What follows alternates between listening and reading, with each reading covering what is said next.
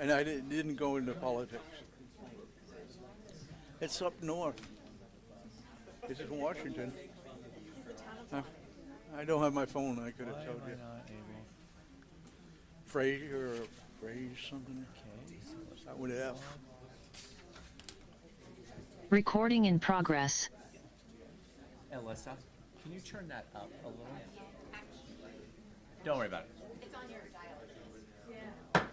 All right, it is now 7 o'clock, and I will call to order our meeting for July 15th, 2024. For all of you that can stand up, please stand for the Pledge of Allegiance. I pledge allegiance to the flag of the United States of America and to the republic for which it stands, one nation, under God, indivisible, with liberty and justice for all. All right. Alyssa is here for Amanda. So Alyssa, will you take roll call, please? Councilmember Round. Here. Councilmember Burke. Here. Councilmember Dowdy. Here. Councilmember Hall. Here. Councilmember Frymark. Here. Councilmember Houston. Here. Councilmember Friend. Here.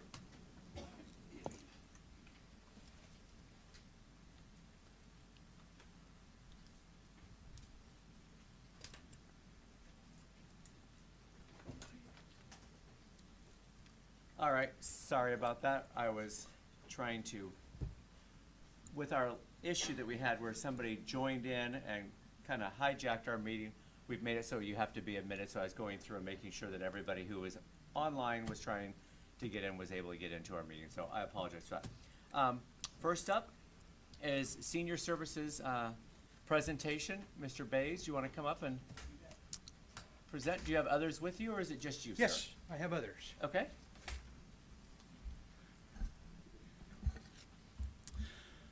Okay, oops, better stand closer. For those of you that don't know me, my name is Jim Bays. I'm a lifelong resident of Woodland, except for just recently when I had to make a sabbatical to Vancouver, but we're hoping to get back here soon. According to the latest U.S. Census Bureau data, 22.6% of the residents within the city of Woodland are age 60 or over. That's 1,476 people. 21% of the residents within the Woodland School District are age 60 or over, which is 3,308 people. Of the 3,308, even if we had a service that only served 25%, that would be nearly 900 people. Some are active and may not need help. Some have family or other advocates near them. Some have no one to help or turn to. Some are all alone and vulnerable. And there may be some that nobody even knows about.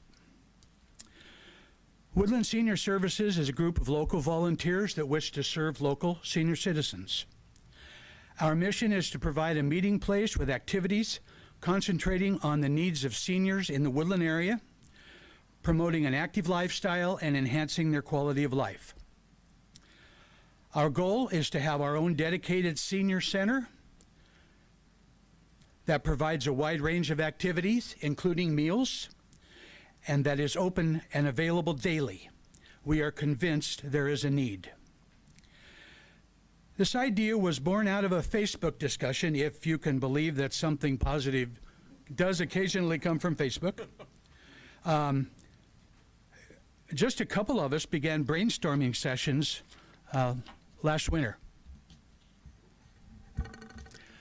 Woodland Senior Services was born quietly and introduced with a single limited Facebook page that simply asked people who were interested to come to an organizational meeting. We've had 2 such meetings with 20 to 25 different people attending, and they are excited. We are on our way. Our intent is to build a legitimate structure for the long term because the need is only going to become greater as Woodland grows. Our group has elected officers and a board of directors. We have draft bylaws and are working toward becoming a registered Washington charitable organization and a 50c3 nonprofit. We are researching and visiting other senior centers in the area. We intend to offer seniors a variety of activities and services. Some will be social, maybe a senior prom, a pinochle party, a musical program, or a box social. Some will be educational, maybe a computer class, help with their taxes, a question and answer service on, a question and answer session on Social Security and Medicare, or maybe a class on how to more effectively use our cell phone. A lot of us could use that. Some will be recreational, perhaps a group day trip, classes on wreath making, line dancing, or wood carving, or acting as mentors for children having difficulty reading. Some will concentrate on health and wellness, perhaps a daily meal, a blood pressure clinic, a walking club, a weekly chair yoga session, or to serve as a cooling centers for seniors in times of extreme heat. And to some, simply, we will try to enrich their lives. Maybe a picnic in the park, a book club, a holiday party, a monthly widowers session, or a visit from law enforcement about how to avoid phone or internet scams targeted to seniors. Think about the value of a network of friends calling seniors that are all alone a couple of times a week just to check in and make sure they're okay.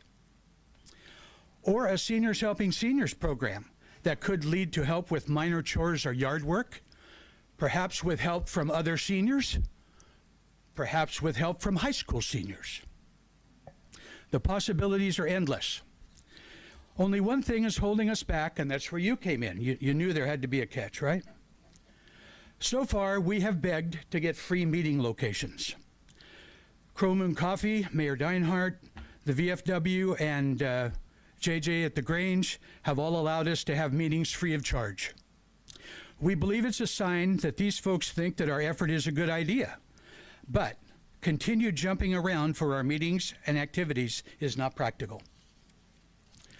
For this effort to succeed, we have to have a home, so seniors can come to the same place every time and not be confused when locations change. You now know our direction. We have enthused volunteers. We are ready to fundraise. We're ready to begin activities, and we're ready to complete the nonprofit process. But we're holding back, not at all sure the entire idea makes sense if we don't have a home. We believe this effort will benefit residents of the city and the Woodland area. We are asking for your help, and on behalf of our organization, I am requesting that you permit Woodland Senior Services to use the community center at no cost. It is a perfect fit for our needs at this point. It is very accessible for seniors, already has a ramp and handrails, tables and chairs, a small kitchen area for refreshments or a potluck, and easy parking. And it sits unused a great majority of the time. We understand the city receives rental income from this building, and we don't want to interfere with that. At this time, we would anticipate using the center up to 5 times per month, plus or minus, mostly Monday through Friday and during daylight hours. So you would certainly be able to continue renting it at all other times. We think the citizens of Woodland would see great value in our efforts and will overwhelmingly support the council's granting of our request. So I thank you for your consideration, and if you have any questions, I'd be happy to answer them. Thank you. You know I do, Jim. Okay? So just a couple things here, and then I will open it up for, the audience and council here. Sure. So a couple things I just want to, clear here. So when we said that Deinhardt let them use it for free, so it was not Deinhardt said here, the city will let you use it for free. City council members, employees are allowed to use our services twice a year. So I used one of mine there. So I want to be clear there. I don't want someone to say, absolutely. Deinhardt, just, let us use it for free. The piece about Woodland Community Center, trying to open that up, Monday through Friday, 5 times per month kind of a deal. Just so everyone is on the same page, that would take, we've already done an ordinance, a resolution, I should say, where we changed the fee schedule, so it would be council wanting to and having an appetite there to change the fee schedule and provide something to the senior services here. So that is the route that this would have to go. I Okay. just wanted to open the dialogue and the opening bid on that conversation for you, Okay, sir. thank you. Yeah, because I fully support and I think this is great, you know. Jim, I have a question. Yeah. Is that 5 days a week or 5 days a month? No, 5 days a month. month. Yeah, For the center or for, just- for the center. Eventually, when we get our own center, we would like to have it open 5 days a week. Okay. Yeah, that might have kind of ran together. So just, again, so the community center that he's talking about is over there on Park Street. Sit down, Jim, sorry. So over on Park Street, next to the older library that sits there, roughly $150, depending on what it is, that uses the rental fee that we have. Quite a bit of rentals are on Saturdays and Sundays, birthday parties and different celebrations. It holds roughly 65 individuals in there at a time. So to give us context, that's what he's looking at, that center there. With that, any questions or comments from the audience or participants online before I ask the council thoughts, questions? Tom Yeah, Hammer. Tom, come on up. I'm a secretary with Woodland Senior Services. My question, or my caveat, I guess, one other piece of this is if there's something that Woodland Senior Services can do specifically for the city of Woodland. That's what we're all about. It's,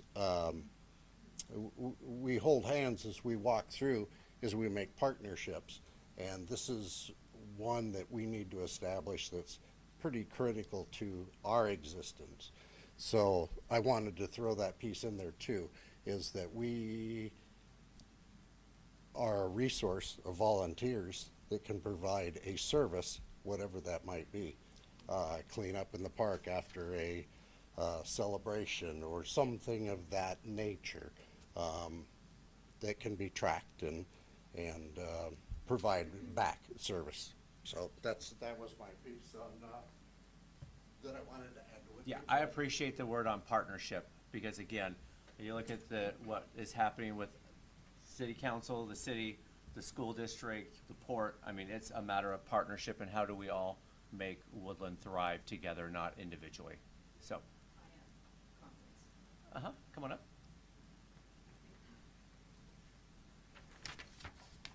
My name is Vicki Bunger, and I too have been a lifelong resident of the city of Woodland. I graduated here, my kids graduated here, I have grandkids that have graduated here, and I have great-grandkids that are going to be graduating from here, so I've been here a long time. I strongly back this plan for this center, as I think it'll improve the lives of many people in the community. I personally have driven up to Winlock and gone through their senior center, had lunch with them, talked to the residents, got a feel for what they did, how they ran theirs. They happen to be, Winlock happens to be under an umbrella of Lewis County, so their center is not, they take all their instruction from Lewis County, and they just pay them a fee of so much money, and then they take care of everything else. I did also talk to the directors of the Rainier, Washington and Rainier, Oregon senior centers. They gave me a lot of good information. And to my surprise, they told me that their centers have been open for, since in the 80s, all 3 communities. And these are small communities, 2,000 to 2,500 people. All 3 centers are supported by their cities, and they said that they would not be able to operate it without the help and partnership with the cities. The ultimate goal of this center is to service the community, and I think that senior center is a little bit misleading, because in a lot of places senior is considered 55. I'm 75, there's a lot of people that are a lot more active than I am at 75, and there's a lot of people that aren't as active as I am at 75. So for me personally, I'd like to call it something other than a senior center, because I think sometimes senior center kind of infers old people that aren't very active, and that's not what we want. And that was the consensus of the other 3 places that I talked to. They were all going to change their names, because that's exactly what was happening in their communities. They were only getting, 80 or older, or people that weren't real active. And they wanted to open it up so that other people knew that there was things that they could come and do there.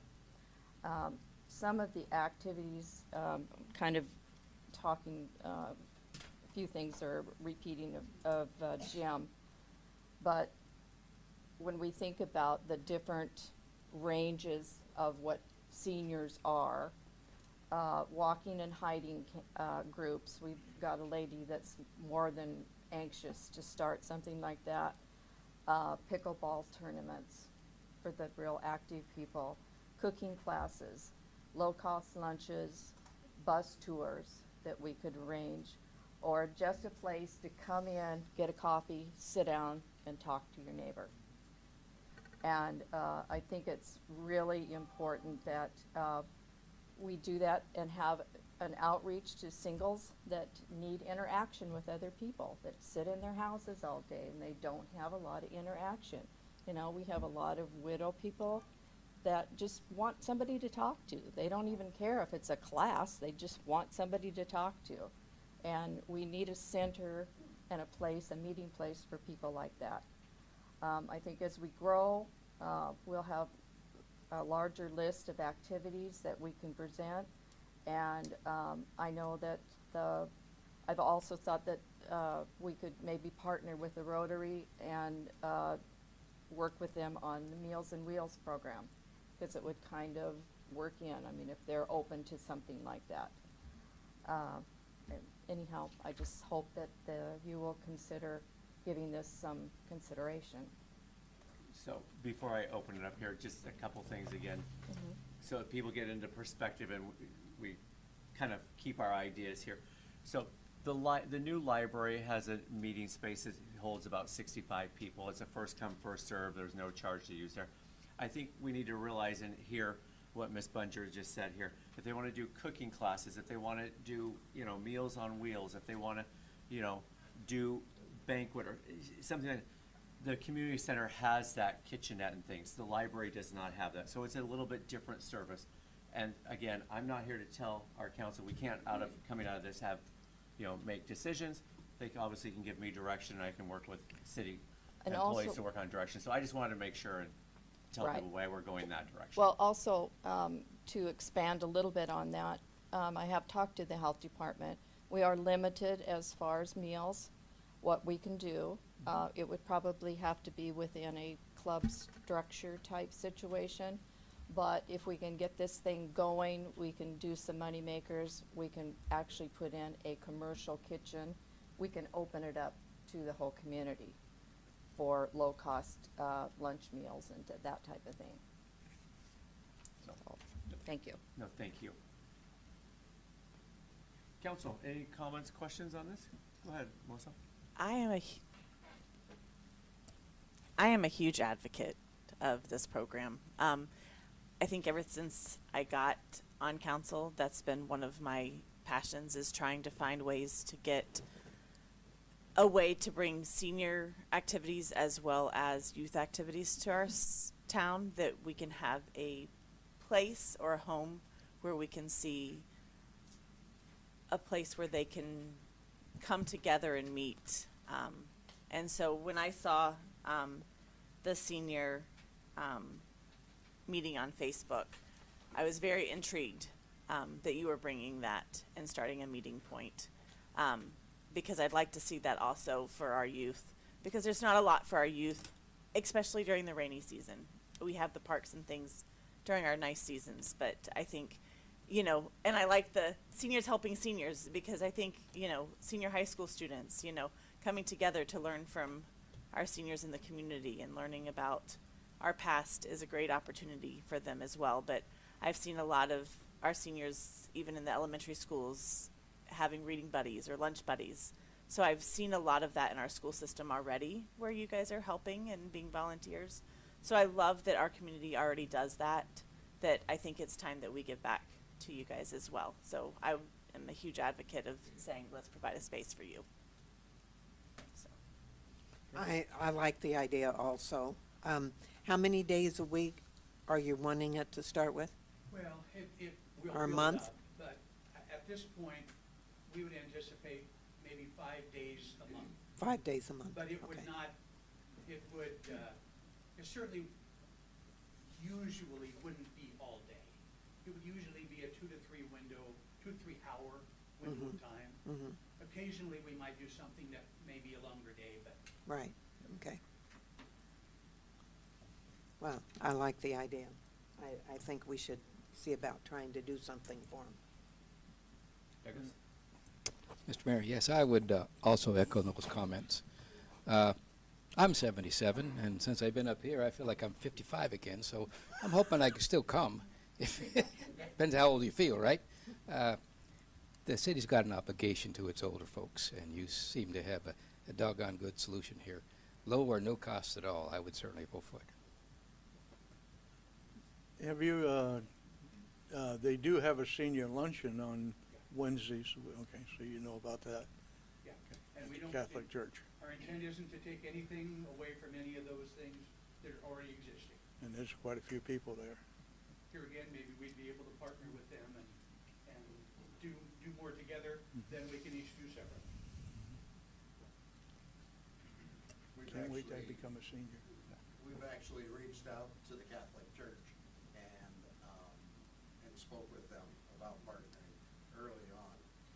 They were excited, but we were fresh. That's probably the easiest way to express. So just gonna say I'm definitely in favor. It doesn't seem like there'd be a huge opportunity. I mean, is it the facility heavily utilized today during those weekdays? It doesn't seem like it. It may have 1 or 2 people throughout the week, but I think Jim hits on here.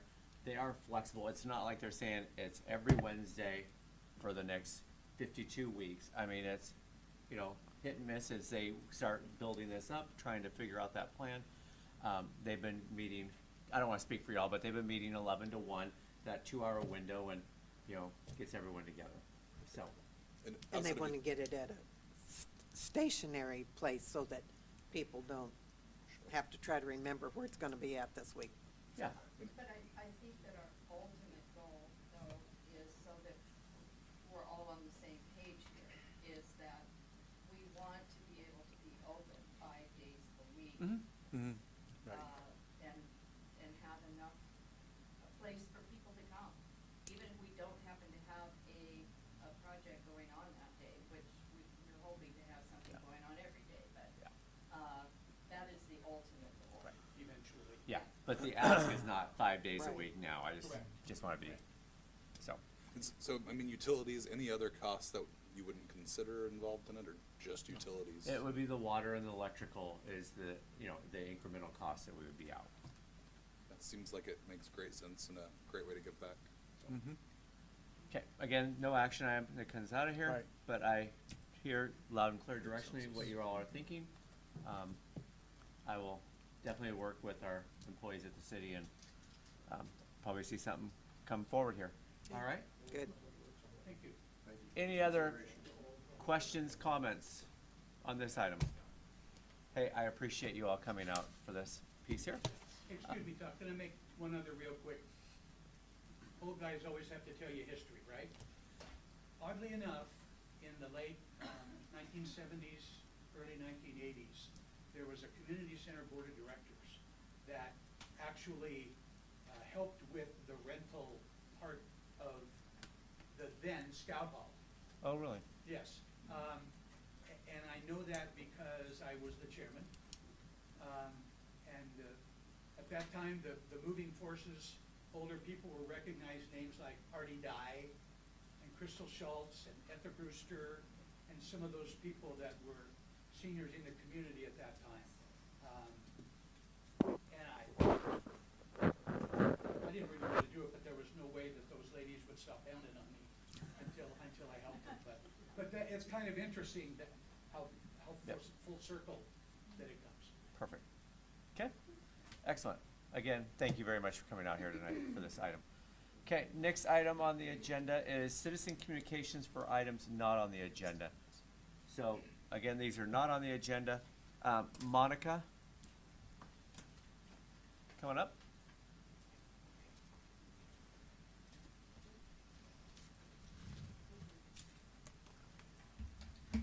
Hi, my name's Monica Ream, and I'm a Woodland resident. Before I start on what I wanted to talk about, I just would like to say I am so happy about this project. I moved from a city where we had a 5-day-a-week senior center for them to come. We had activities, meals during the day, things like that, and it was wonderful. I volunteered there all the time.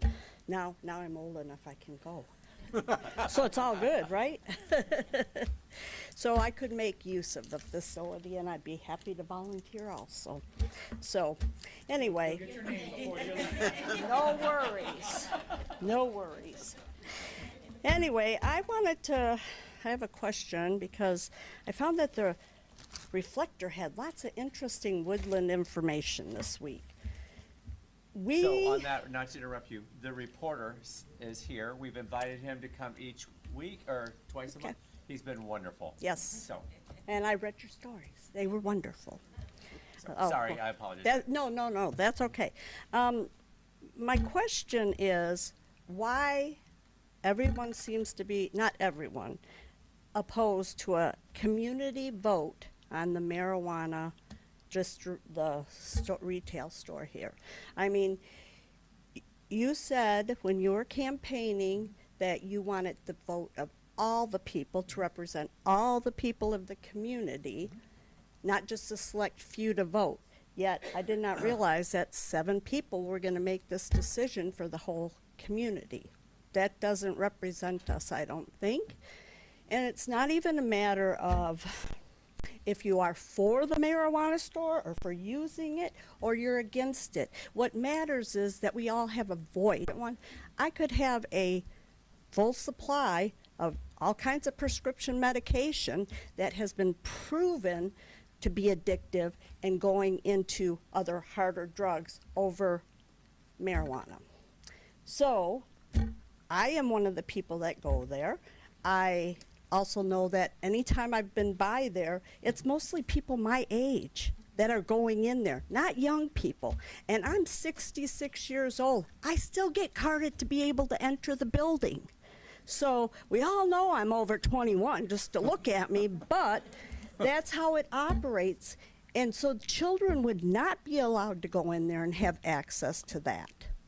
And so for people to say, we're letting our community and it's a moral issue, and it's not. I think at my age, I'm old enough to make that decision. Do I want Oxycontin or do I want to eat edible once a night so I can sleep? I mean, So, yes. I absolutely agree with your comments there. I still stand by my comments earlier. I do feel that our 6,500 residents, take it down to our 3,800 registered voters, should have a say. Again, that is Todd Deinhardt as mayor. Unfortunately, I don't have a vote. Yes, but I do know. provide the direction here. As elected officials, they get a vote, yay or nay. That's what's great about a democracy, is, you know, it's the way it's set up. I will allow them comments if you all want to. Well, Fire away. Yeah, I mean, I'll. I would like to kind of finish up here a little Oh, bit. I'm sorry, I thought you were done. My bad. No. I apologize. I got pages, but I won't go into all of it. So I apologize. That's all right. But no, it's like Melissa said, there's been a debate going on since this was passed statewide in the community and in the city council. I know I come to a lot of meetings, and it is true. But if you put it to a vote of the people, that will end it once and for all. As far as, so the community says, no, we don't want it. Okay, then you know what? We know. But the people also have a right to say, yes, we want it here. And I know so many people, unless you know about marijuana, didn't even know what the 420 store was. They honestly and freely have admitted. So to say that there's problems there all the time or anything else, there aren't. Unless they're fighting over the last bag of Doritos. It's all good. So I think that these are things need to be looked at because alcohol causes many fights and other things also. But I just, to be able to say we should have a right to have our voices heard in this matter. I think they're afraid it would pass if they're scared it's going to pass, I think is the problem. But then that is the will of the people. Exactly. And that is what a democracy is about, the people having a voice. So I guess Absolutely that's all agree. I have, Yeah. but Anyone else on council want to say anything? I was gonna say, you're not really, with that vote, you won't really get a good count of people. We're getting what, 30, 20, 30, 40% of people vote? So you're getting I that would say that many put this on the voices. ballot in November, you'll be shocked how many people will come out to vote. Yeah, It's I an still- election year, that's right. So hold on a second. So, I And, mean, and, conversation. and even if it passes, they say, more people say they want it, there's still 6, 7 people up here that's gonna make that decision.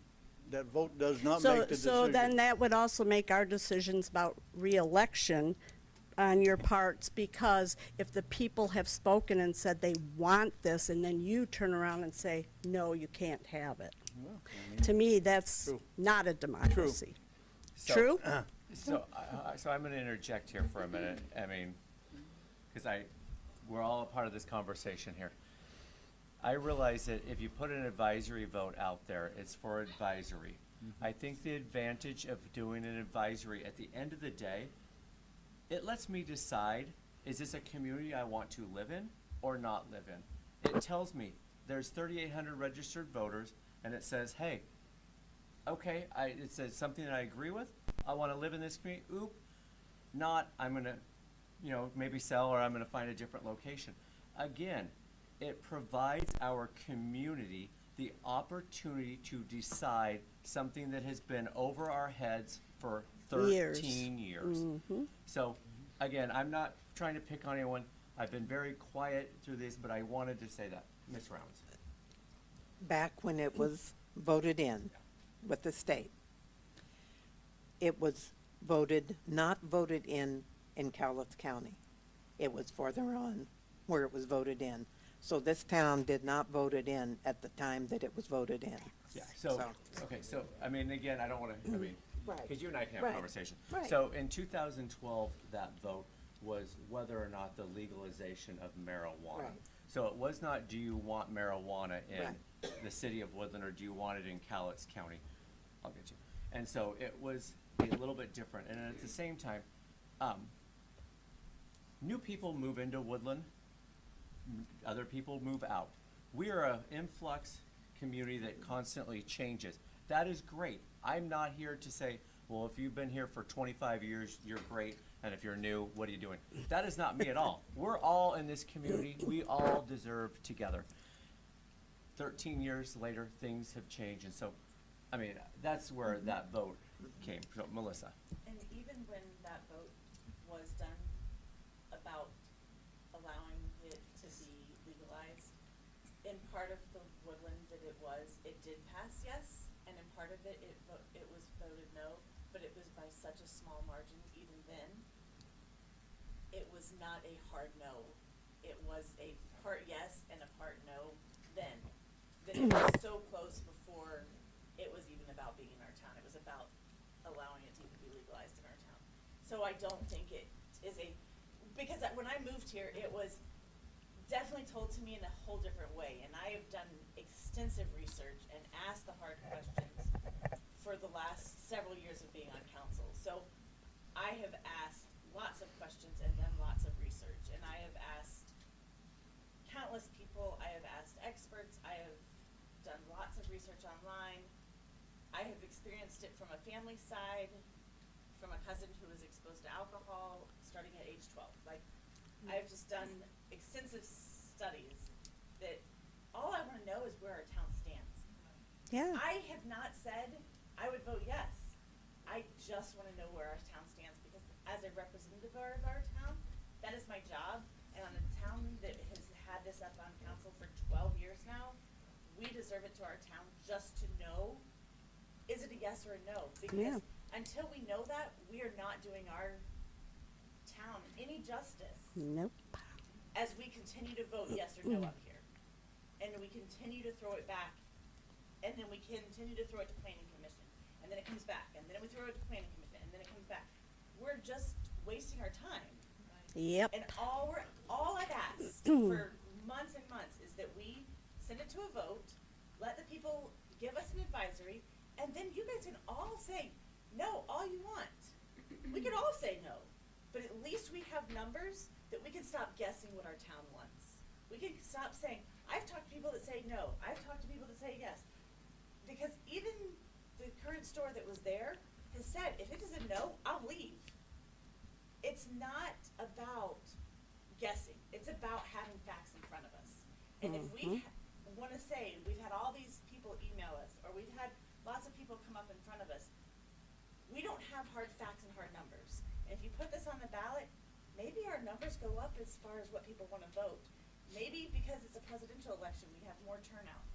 Who knows? But it's a year of us just getting it out there, so we stop having this as a discussion over and over, month after month, for our town to finally say, you know what, we were heard. Our voices have been heard, we were listened to. They at least took the vote, and they know we care enough to have the vote done. Because right now, they see over half of council is not even wanting to listen to them. Exactly. So, can I? So I would like to add it back on tonight, for once and for all, just have one more time, because if we don't do it tonight, it won't even go on the ballot whether we want it to or not. I guess I would, and this is a rhetorical, I don't expect you to answer anyone here, but here's where I'm at, and this is Todd's view. How do we create closure? How do we create unity? How do we bring a community of 6,500 people together that says, hey, this is what we as a community want? And I'm not here to say that Todd Deinhardt is going to vote yes for marijuana, or Todd Deinhardt is going to vote no. But I'm trying to figure out, how do we build clarity and move forward and say, hey, this is what our community wants. And then I can decide, is that what I want to or not? But right now, we don't even know. I mean, we have people that come to council and we go, well, this has already been decided. We know what people want. And it's like, No, you don't. I don't. I mean, me personally, I honestly don't know if it would be a yes or a no. I have no clue. Then put it on the ballot. And so, That's right. again, I don't want to belabor this with all of you. I just felt since you came up, brought this, I stayed kind of quiet last time. I thought I would give my P's and Q's. So, council, anyone that wants. Well, how you know what the people want? Put it to a vote. That's how you know. Douglas. Yeah, so hold on. So Douglas, go ahead. Folks, I'm new to the council. Lived in, can you hear me? I didn't hear that. Why can't you hear me? Okay, is that better? No, that's not any better. Just talk loud. All right.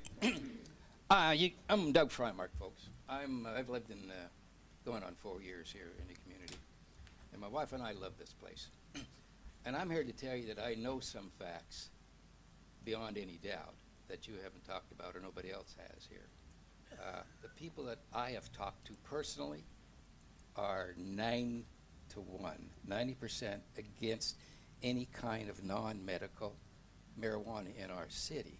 Now, there's nobody up here that would be against medical marijuana, I don't think, on the council or in the room entirely. I doubt if there's 1 or 2 people on it. I'm 100% for that. You can get all you need right down at the casino in abundance. I And they guarantee. charge you a lot more, let me tell So you. is medicine, and that's beyond our ability to control. Hold on. But let me finish here. Talk about facts. is I have talked to a lot of people on this. I get the strongest impression. It's not the no, the answer is no. It is four-lettered no, okay? In Then no let the uncertain people terms. vote. That's a fact that I talk to people on that. I get very little indication. It's usually the younger set because they are more easily persuaded. And I'll tell you another fact in my mind. okay, I don't is that consider any myself place- young at Let 66. me Let him- finish, let him- would you? let him- yeah. And then you can speak. Go ahead. Every place I've seen, and it starts out like this, every place I've seen, let's put a medical marijuana place in the place. Okay, most people don't mind that. But that turns into something else. That turns into recreational. And I would vote against the liquor store downtown. I would vote against the vapor shop downtown because it's got a negative influence on our younger people. You normalize that to a large degree. I have never seen a city ever in my life that I have been there a period of time and observed that hasn't gone downhill once the first full-service marijuana shop is in place. The city starts deteriorating. They go downhill. Becomes a much, much, much worse place to live. Now, I know that for a fact in my life, and I think a lot of people think the same thing. I'm not against marijuana, you know,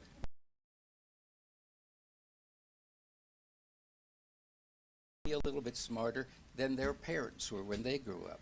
That's the long and the shortest story on it. So, and then I will tell you, as long as I'm on the council, I will be against anything in the city limits. And if you folks want to vote against me on the next election, that's fine. That's the way it should be. If that happens, I think me and my wife will move out of town because it's not the kind of town that I'd want to stay in. Because I know it's going to happen to it in the future. I personally know that's a fact to me. And I don't want to see that happen to Woodland. I would like to let you know, I moved here from Colorado. I had a medical marijuana license for that purpose. That is what I take it for, not recreational. And if you see most of the people that go into the 420 shop, they're my age. I can tell you it's probably the same thing. You're just not required to jump through hoops and pay doctor after doctor and then licensing fees every year that are quite high just to have a card that says you are using this for medical purposes. That makes no sense to me. And you say 9 out of 10 people are four-letter word no, then put it to a vote. If you're so confident that it's going to be no because it's so horrible, then you will have your answer. But you cannot speak for all the residents of Woodland. You just can't. I only speak for the ones I've spoken to. That's all in my Well, I'm community. just saying, let the people vote. So, It's that easy. so, thank you, Monica. I appreciate you Well, coming. thank you. Nope, absolutely, thank you. Any other comments here? Next on the citizens' comments for not on the agenda, Jennifer?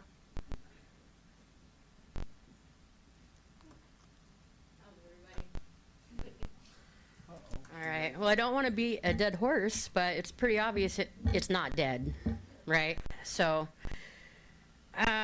Councilman Freimark, I'm going to give you a chance to respond if you would like here in a minute, and if not, I'll just continue on. But hearing you tonight and watching the last meeting online, anybody would come away thinking that, yeah, you got a pretty firm stance against marijuana, cannabis. However, your name was seen out front of 20 after 4 on their signage, on their website, and their Facebook page pretty much the whole election season. In fact, as recent as 6:47 tonight, your name is still on their website. Can you tell me what your position was when you had the signs out? And when did your view change toward cannabis, 20 after 4?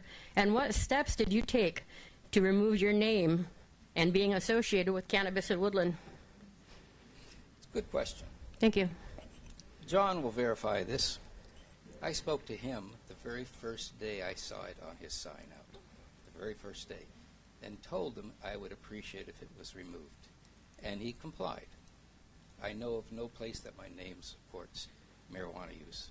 It's still on their anywhere, website. then please get it removed, whoever is on that. I posted who's it on responsible Facebook for that. a couple weeks ago to give you a No, chance to get it taken down. I don't endorse that. I never have, and I don't believe I ever will. I'm sorry, but Okay, that's I good to know. I spoke to him about it the first time I saw the sign a long time ago, and he took my name off. Boy. So that was to his credit that he did that. Okay, I appreciate your answer. You bet. Councilman Frymark and Rounds staked their seats against their beliefs, taunting the people to vote us out if you don't like it. Personally, I feel like I was swindled out of my vote when I voted for Frymark, and I have talked to several people who feel like you put your name on a hot ticket item and knowingly deceived the voters who thought that you were, at the very least, open-minded about the subject. Your seat isn't up until 2027. We're going to remember what you did. And I'd also like to clear the air on something that's been bugging me. Councilman Hall, your speech last meeting was an excellent example of religion. Notice I didn't say Christianity. And the way people distort and manipulate what they want from the Bible. The fact is that if something is legal, even on a state level, whether or not a person partakes in that activity is purely between themselves and their maker. And I find it morally wrong and disgusting that you'd try to label anyone and everyone who's any type of cannabis user as immoral. Jesus loves me. I'm just a sinner saved. Self-righteousness and haughtiness are mentioned in the Bible several times, in that Bible of ours. Rounds, Hall, and Burke, while I appreciate your service to our community, your seats are up for re-election in December of 2025, and I'm hopeful that your seats will be filled with people of full spectrum integrity, without blinders on, and who will put their personal feelings aside and recognize the need for the people of Woodland to simply have their voice. You four seem awful fearful of letting the people have a voice. In fact, you remind me of another certain administration struggling to hang on to power no matter how friggin' silly they look. I expect that on a national level, but on a city level, I expect much, much better. So let the people have a voice. That's all we want. I will accept a yes, I'll accept a no, but I don't accept what I see up there. And you should know that we, the people, see through every one of you. Any, We would hope you see us. I'm sorry. Yeah, we would hope you see us as we represent ourselves. No, I've no. never misrepresented myself, and I know of no circumstances where anyone on the council has. And if that's occurred, especially with myself, my apologies. But I am an open book when it comes to It's that. open for Ask interpretation. anybody who knows me. I think That's you're a why I'm smooth being- talker, and I think you're a politician. No, I'm not a politician. I'll tell you what I think, no matter what the politics are. any other comments, questions? Thank you, Jennifer. I don't have anyone else on comments from citizens not on the agenda. Anyone else in the room like to address anything? Okay. Oh, I'm sorry. Maggie? Okay. I was thoroughly disappointed with you council members last meeting. I feel just like these other two ladies, give the people a vote. Put yours, like Carol, you know how I feel. Well, give us a chance. Are you guys really afraid of letting us vote and maybe, I don't know what I would vote, yes or no, but at least give the citizens of Woodland a chance. Put it on the ballot so we can say yay or nay and let it rest. That's it. Any comments for Maggie? Any other comments from the audience or online? Okay, with that, we will move into item 6.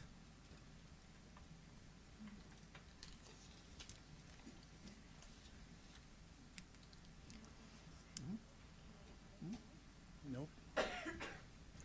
Read section 8.A of the I looked on it right here.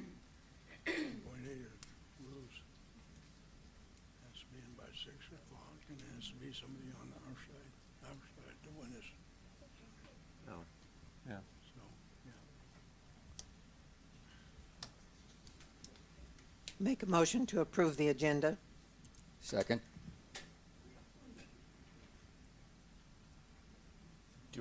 Any comments, questions, changes? Alyssa, do you want to take roll, please? Vote? Councilmember Friend, Aye. Councilmember Houston, Aye. Councilmember Frymark, Aye. Councilmember Hall, Aye. Councilmember Dowdy, Councilmember Burke, Aye. Councilmember Rounds. Aye. The ayes have it. With that, we'll go into reports of standing committees. Melissa with HR. All right, I actually have two different committees that we're reporting on tonight, and the only committees, so we'll start with HR.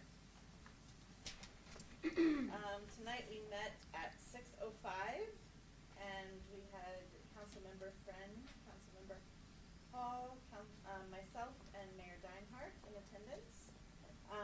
Tonight we would like to say that Carrie Swire and Katrina McLeod are here, and they began working at the city on July 8th as our two new members. So come on up.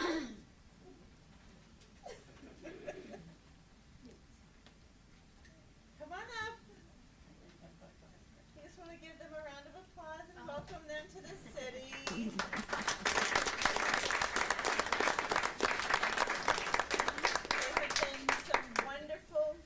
They have been some wonderful new additions to City Hall, and we just thank them for joining our staff and look forward to all the wonderful things that they are going to add.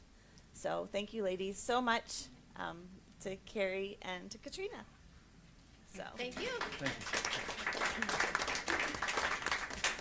we also, on July 22nd, we have Trish Schmidt, who is the spouse of Nick Schmidt, who works in our Public Works Department, who will be starting in the payroll position that we had. So we are looking forward to having her as another addition to our City Hall. She is going to be a fantastic addition as well. So hopefully you guys will meet her soon as well.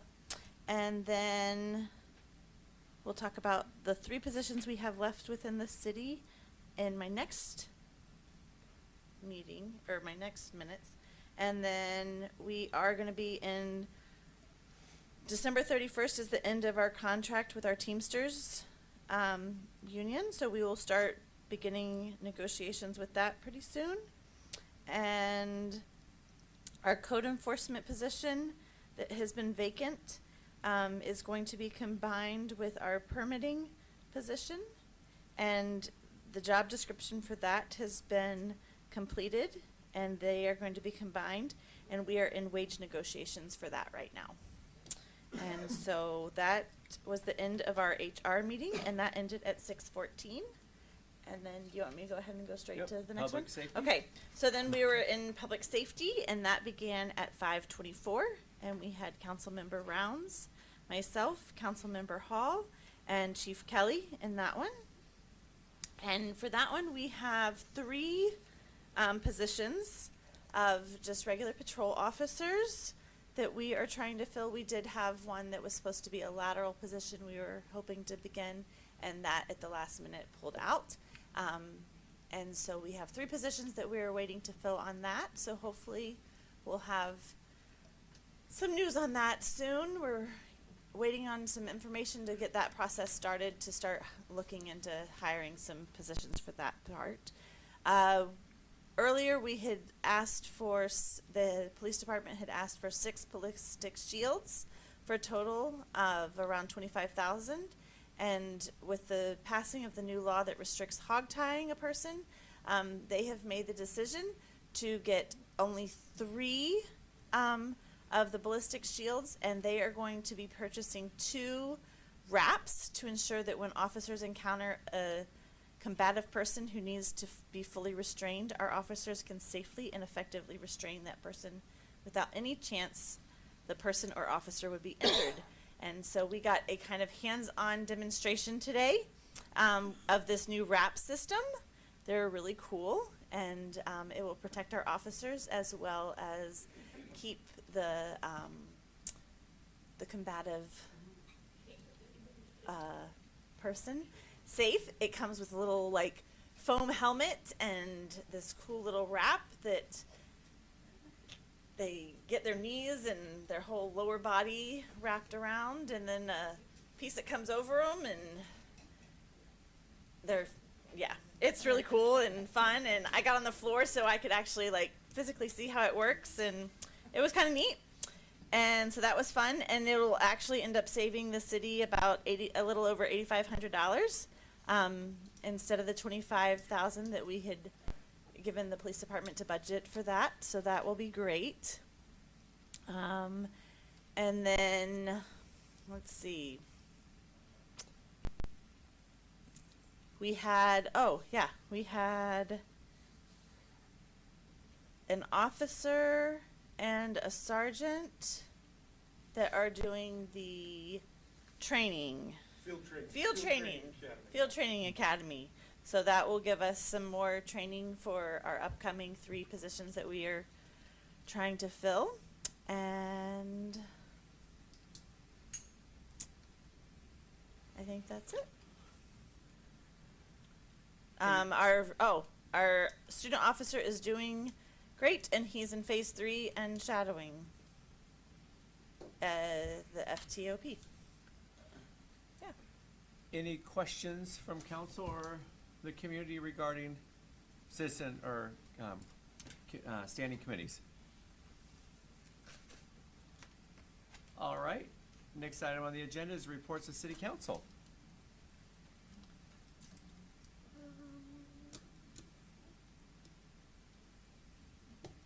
Anyone?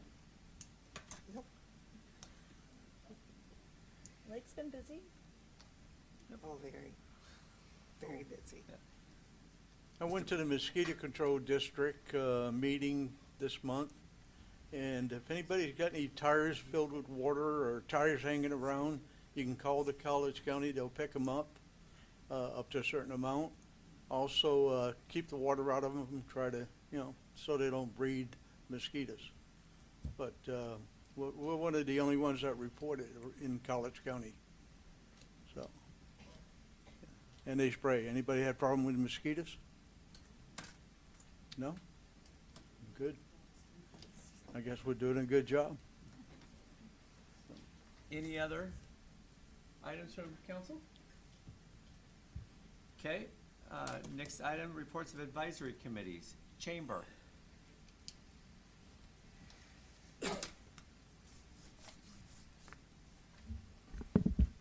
Good evening, Keith Belisle representing Chamber of Commerce tonight. I'll give the July Chamber of Commerce report. The Chamber has 6 new members that have joined in the month of June. Maui Thai Cafe, Casadelli's, Be the Village, and Woodland Shores RV Park. New Gold Star members are Riley Bennell, Public Works, and Pacific Trim. He joined as an individual, I believe. And new memberships are 50% off for the remainder of the year. So it's a good time to join. Please consider joining the Chamber. We got lots of good projects going. Everybody's welcome to attend the weekly Chamber meetings at noon at the Oak Tree on Tuesdays. So come and join us. Tomorrow's guest will be Chief Jim Kelly. We'll see you there. Next week on the 23rd, we'll have the Cowlitz County Commissioner candidates joining us. Keenan Harvey, Steve Rader, and Mike Reuter.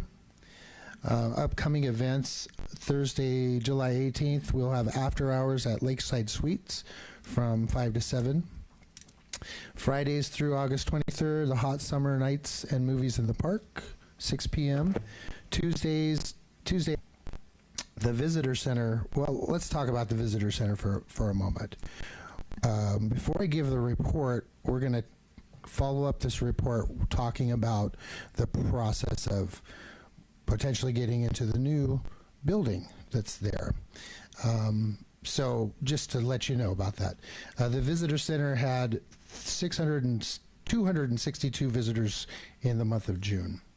All the summertime destinations are still open except for the Johnston Ridge Observatory due to road closures. We have Northwest Forest and Discover passes back in stock. We are distributing the Planters Days raffle prizes until the end of the month, and we're still closed on Tuesdays. Okay, so following up on the process, we at the Chamber had already made the decision, the board had made the decision that we would like to be in the new building. And I think the members of the council had thought that that was the idea also. So we kind of want to get the ball rolling. We're hoping for a workshop and an executive session and some kind of motions to do something. But in lieu of that, I'll speak tonight about some of the items. Yeah, so to get us all level set here, so council had said, yeah, let's see what we could do. We've had discussions previously. The chamber said, hey, they took a vote and they said, hey, it would be nice if we could get in there. So we said, hey, we need to negotiate and figure out what a contract would be. So in full disclosure here, Carrie applied for a position with the city here. I don't know what day it was. Again, when I saw her application came in, I stopped negotiations with Carrie and the chamber. Again, I didn't feel right. Didn't know if she would get hired or not. I wasn't part of the hiring process. Other individuals did it. But I didn't want an individual who had the potential to come to the city being negotiating here. So that's where we're at right now. I just wanted to level set everyone. Great. Yep. So what we are hoping to do is get some dates and get an idea of where we're going if we're moving forward with this with both parties. One of the questions we would have would be, what date will the facility be ready? And some of the other information that we would discuss would be, with all of the visitor centers in all of the cities, there's lots of scenarios for funding, that kind of thing. Some cities may feel like the visitor center provides the value that the city is willing to absorb. Some may feel like they need to recoup on a physical space. That's going to be for everybody for you to decide. Some of the things that we can talk about when we do talk about the old visitor center and the new visitor center obviously is able to do completely so much more than the old visitor center will do. I mean, it's an attractive building, and the old trailer really doesn't bring in the people the way the new building has the potential to do it. So what is a visitor center? Well, the visitor center is the face of the city, and it's often the first stop a visitor makes in the city. It would be their first impressions. Visitors' perception of the city would improve with a good visitor center in the new building. It would be also a resource for information related to travel, attractions, events, and accommodations. Would be also a place to purchase passes and pick up brochures and maps, etc. The economic benefits would include increased spending in local businesses, promotion of local attractions and events, references for potential residences to realtors and employers, and support for small businesses through partnerships and promotions. As well, we would provide an improved visitor experience with a new and improved gift shop, monthly feature displays, both cultural, historical, and informational. We would implement a calendar of events to be held at the Visitor Center to include features like Laluska presentations, library features, or other community opportunities, maybe outreach for the police department, fire department, one day a week, and provide opportunities for other. Work with Riley, get Riley up to speed here, so he can start working on those with you all. Yeah, we would be excited to have the opportunity and plan to move into there and do all the things that go with that. Thank you. Absolutely. Hold on, Keith, hold on. You got questions? For the Planners Day raffle prizes, I've had several that have asked if they won Were they supposed to be contacted? Because I know in the past you I haven't called. contacted everybody. Okay, because I've had several who have like, Yeah, where are we there's supposed to pick them up? And I know that it About was posted online. half of the people have called that are on the list. I've been able to call. Okay, so you still have some prizes Yes. down there? Okay. Yes, there's plenty of prizes. I've had some people reach out, so I just wanted to know where you were with those. Thank you. Yeah, I still have calls to make. Okay, perfect. Thank you. Hey, Melissa, Keith is here on behalf of the chamber tonight. You were asking about Planters Well, Day. he said that they had That's some okay. interesting I'm prizes. kidding, relax. It was part of his. And It was Kim, part of his speech. Kim is here, and she's going to say something. I mean, Keith wears so many hats in our community. I do appreciate all that you do for our town, Keith. So where do we go from here? Because it seems like we've just been talking and talking and talking and talking, and it's now you're saying that Riley's involved, and so what's the next step for the chamber? Because we voted on it. We thought last month we were supposed to be on the agenda, and we weren't. And then this week we thought we were today, and we had people come here where we're not. And So what is it going to take for you guys to make a decision? Right. Absolutely, on the agenda here, we'll have the conversation.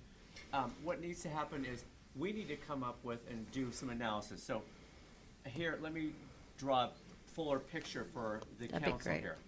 So if you look at the community center, now I'm going to go back to the community center and I'm going to draw a big picture for Thank you. council and the community about what we've got going on here.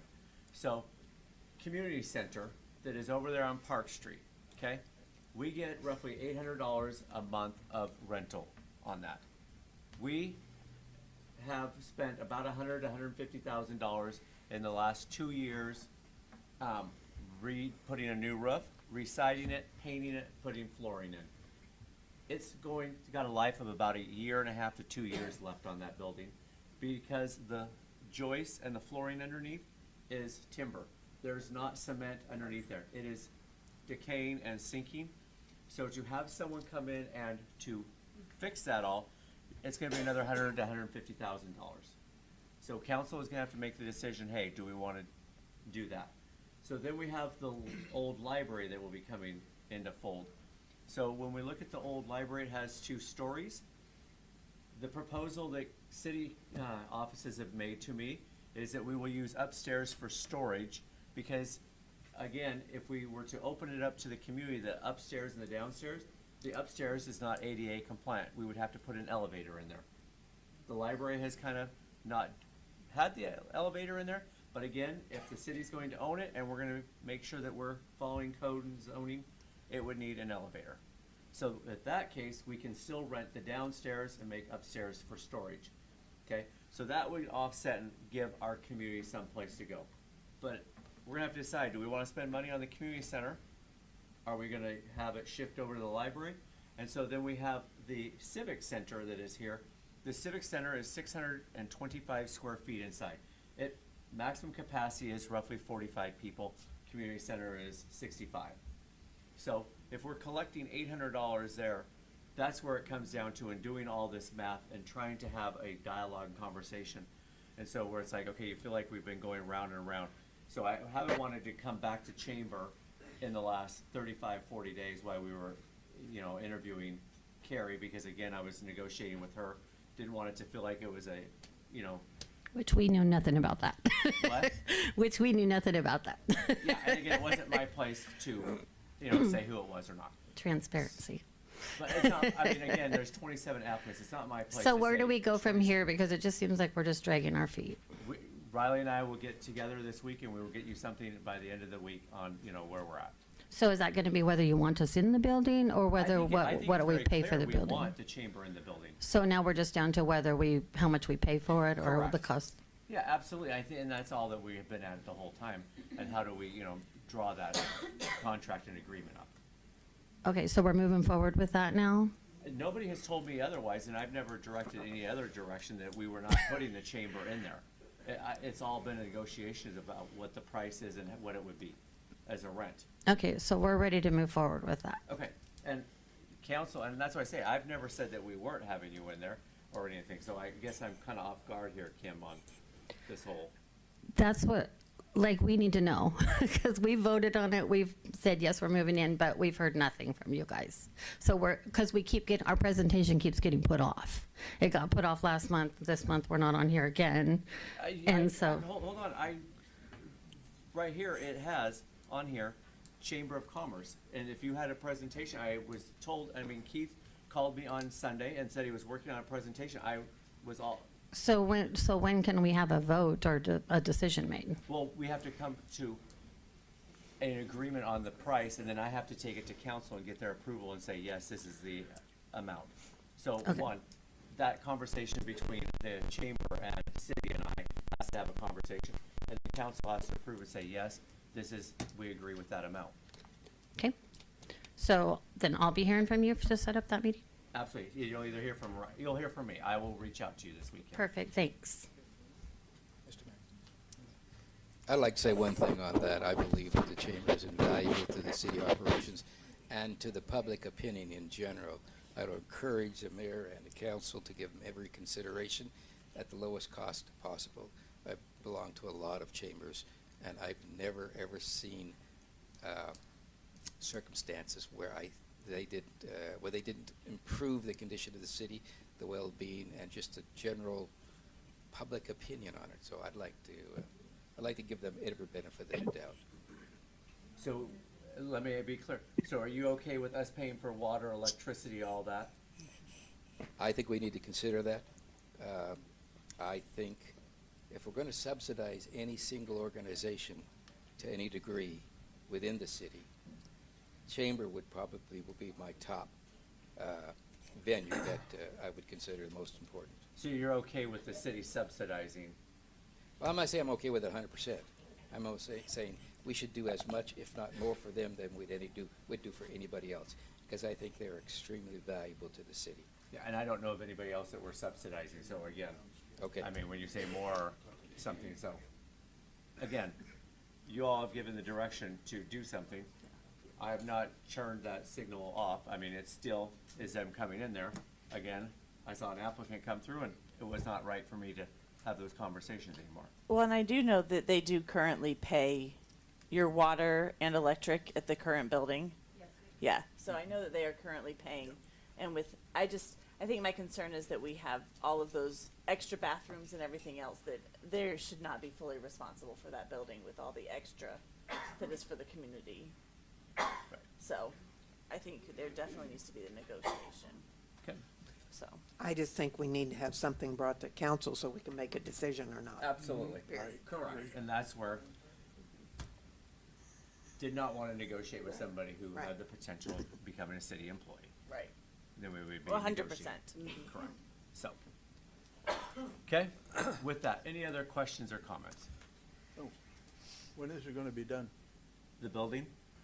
About approximately? It looks pretty done. I noticed. We have a few change orders that are kind of in the works currently, and that kind of consists off whether or not the visitor center is going to move into the chamber, the civic center currently is what we're calling it. But we're looking at mid-August to early September for completion. Okay. Is the 625 square foot including the two bathrooms, the public bathrooms? No, the inside space that literally you can use is 625 square feet. Okay. That doesn't include the outside bathrooms. Okay. With that, reports of city officers. Chief, anything that you would like to, or Riley, or Travis, anybody? No, sir, I think, Mr. Dowdy covered everything. Okay. I'd just like to give a quick update on the South Pekin grind and overlay project that we have coming up. It's on the agenda for tonight for approval to move forward. If the project was to move forward, we're looking at a 25-day construction window. So there's going to be a little bit of delay in traffic, but it will be well worth it when it's completed. So. Anything, Travis? So we have a planning commission meeting this week at Thursday at 7 o'clock. And then we also have a public hearing in this room on Wednesday the 31st at 10 o'clock. And it is for the Lewis River Townhomes, Lewis River subdivision on the previous townhome site or apartment site. When is that? July 18th is the planning commission meeting. Yeah. with that, we'll go into the mayor's report. So I wanted to give a shout out to our city employees, predominantly those in the Public Works Department that have worked extensively in the park at the Horseshoe since July 4th. Hot Summer Nights was the other night, Friday night. There was an individual, Nick and I, down there at 11 o'clock tearing it all down.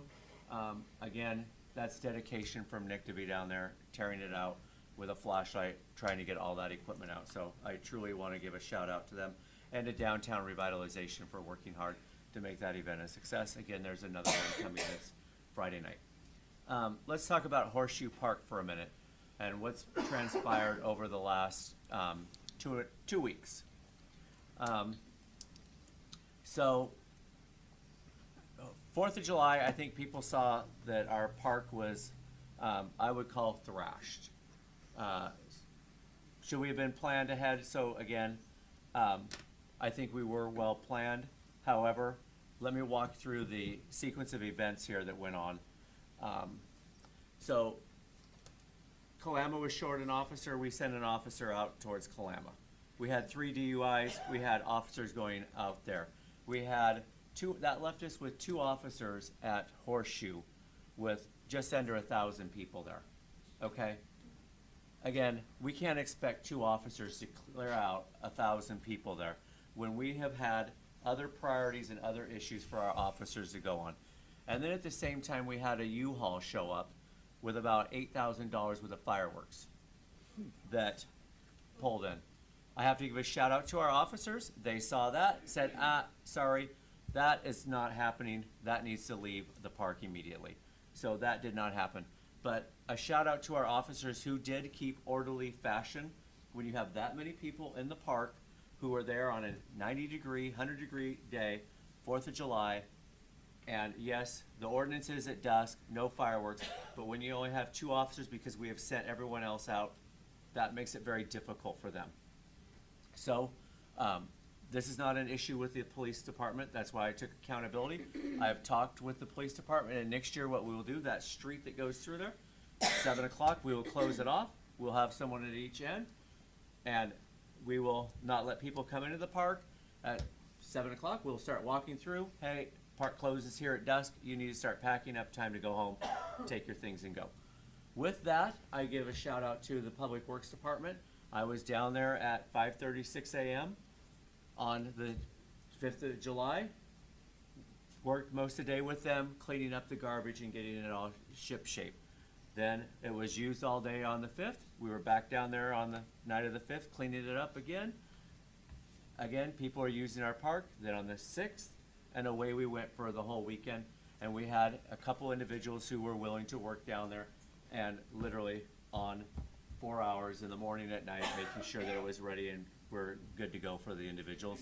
And at the same time, worked with the police department. They came through about a half hour before dusk and reminded people, hey, it's time to go. The park closes at dusk. And we will be strict about moving it along through the remainder of the year.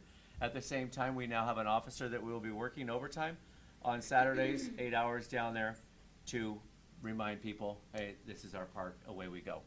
And we are also working overtime in the Public Works Department at night so that we can keep the park cleaned up. Our park, the amount of people has grown substantially this last year. We've always heard about the park, you know, and we can go round and round about what we want to do, if we want to close it down, if we want to make people pay to use it and all those things. But again, with what we've got in place, that is what we are doing to move things along. I want to say that I do appreciate the police department and the Public Works that have done a great diligence there. A couple other changes that we've made on there is the porta potties. Previously were being changed out 3 days a week. We've made the decision and are changing those out 5 days a week. It's going to cost us an extra $3,000 over the course of the summer. I think it's worth it to make it clean and fresh. So, will it bring more people in our community? It might, but at least let's give our citizens clean porta potties. With that, any questions on comments about Horseshoe and what has transpired this weekend? Again, I've spent a lot of time down there cleaning up and doing those things. There was a food cart that showed up on the grass yesterday. I sent a picture and I was like, you need to leave. You don't have a permit. Hit the road. There was a couple other cars that have driven on the grass. So Riley has gone down there today and has firmed up that fence and is making sure it's a lock and not just when somebody can twist and untie. At the same time, we're looking to add another dumpster onto the east side of the park. That 4th of July weekend, that first dumpster was completely full, and then we were hauling garbage in the back of a truck over to the public workshop around the corner of the lake. That is just not right to make our employees have to haul garbage in the back of a truck around. We should be able to find a location to put another dumpster and put the dumpster in there just during the summer. And that would be an extra, $1,500 to $2,000 during the summer. So, any questions or comments on Horseshoe and what's happening there? Fire away. What about the dry grassy field that on the weekends they've been parking in when there's so many extra cars? I'm concerned with it being so dry and the hot cars creating a fire. So we don't own all of that land, and again, yeah. So. And the swimming pools. And the swim. Thank you, Carol. So, yeah, so, I mean, again, it's, Okay. and I want to be clear, that road, that's why, or that thoroughfare through park, that's not an actual road. So, again, a little bit of patrolling doing there and all of that. So, there were no fireworks that were shot off on the 5th, the 6th, from that location in the park. And next year, we will be very clear, there will be no fireworks as well, because we will be closing it off on each end. But like I said, I want to stress this. Our officers that were down there in the park, those 2 officers, they made the right decision not to cause a mutiny with 1,000 people and kick them all out, even though they know our ordinance is very firm, the park closes and there's no fireworks. Sometimes you have to, public safety. Okay? All right, that is my mayor's report for tonight. Just wanted to reiterate, Hot Summer Nights this Friday on the 19th, public hearing on the 23rd, and then another Hot Summer Nights on the 26th. Okay? Questions, comments? Okay, consent items. Motion to approve consent items. Second. Comments or questions from anyone? Alyssa, do you want to take vote? Councilmember Burke. Aye. Councilmember Dowdy. Aye. Councilmember Rounds. Aye. Councilmember Hall. Aye. Councilmember Freimark. Aye. Councilmember Houston. Aye. Councilmember Friend. Aye. The ayes have it. Moving into the action items. Action item C, clerk treasurer approve the vouchers. Motion to approve. Second. Any questions or comments from community or council on this? Alyssa, you want to take a vote, please? Councilmember Hall. Aye. Councilmember Freimark. Aye. Councilmember Houston. Aye. Councilmember Friend. Aye. Councilmember Dowdy. Aye. Councilmember Burke. Aye. Councilmember Rounds. Aye. The ayes have it. Moving into action item D. Motion. Ordinance number 1561, retooling our code 2024 batch of code amendments, final reading. Motion to approve ordinance number 1561. Second. Any comments from community or city council? Just cleaning it up. Yep. With that, Alyssa? Councilmember Houston. Aye. Councilmember Friend. Aye. Councilmember Freimark. Aye. Councilmember Hall. Aye. Councilmember Rounds. Aye. Councilmember Burke. Aye. Councilmember Dowdy. Aye.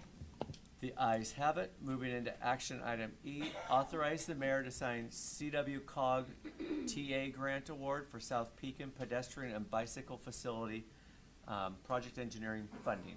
Motion to approve. Second. Any comments, questions from our community on this item here?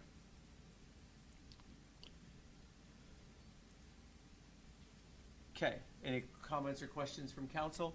This here is to receive additional TA funding. Just City- excited to move forward with getting that road fixed up. Yep, city did a great job getting additional funding on that. With that, Alyssa, you want to take? Councilmember Hall, Aye. Councilmember Dowdy, Aye. Councilmember Burke, Aye. Councilmember Rounds, Aye. Councilmember Freimark, Aye. Councilmember Friend, Aye. Councilmember Houston. The ayes have it. So one thing I do want to touch on with Riley and with the reason we're doing this here, we're piecemealing this, Right. but we could roll it all together as one. However, that would delay the start of this project, and it's a 25-day project. So if we did that, we would be doing it after school started, so you would have buses and things going through. So the recommendation here was, hey, let's get the funding here that was approved, let's go to the construction, let's go to the PE. And so, again, you can do either way. Typically, we just do it all as one large project. Here, we're doing it in separate pieces so that we can get the project started without having school buses delayed through the construction zone. Okay? Moving into action item F, authorize the mayor to sign supplement to professional services agreement with Gibbs and Olson for construction management and inspection of South Peak Overlay Project. Okay, questions or comments from the council? Just getting the project done. Yep. Alyssa, you want to take? Councilmember Dowdy, Aye. Councilmember Burke, Aye. Councilmember Rounds, Aye. Councilmember Hall, Aye. Councilmember Freimark, Aye. Councilmember Friend, Aye. Councilmember Houston. The ayes have it. Moving into action item G, authorize the mayor to sign contract with Granite Construction Company for construction and permission to develop contract for the TIB South Pekin Grind and Overlay Project. Motion to approve? Second. Questions or comments from the community? 6 times. I have a question. With that, questions from council?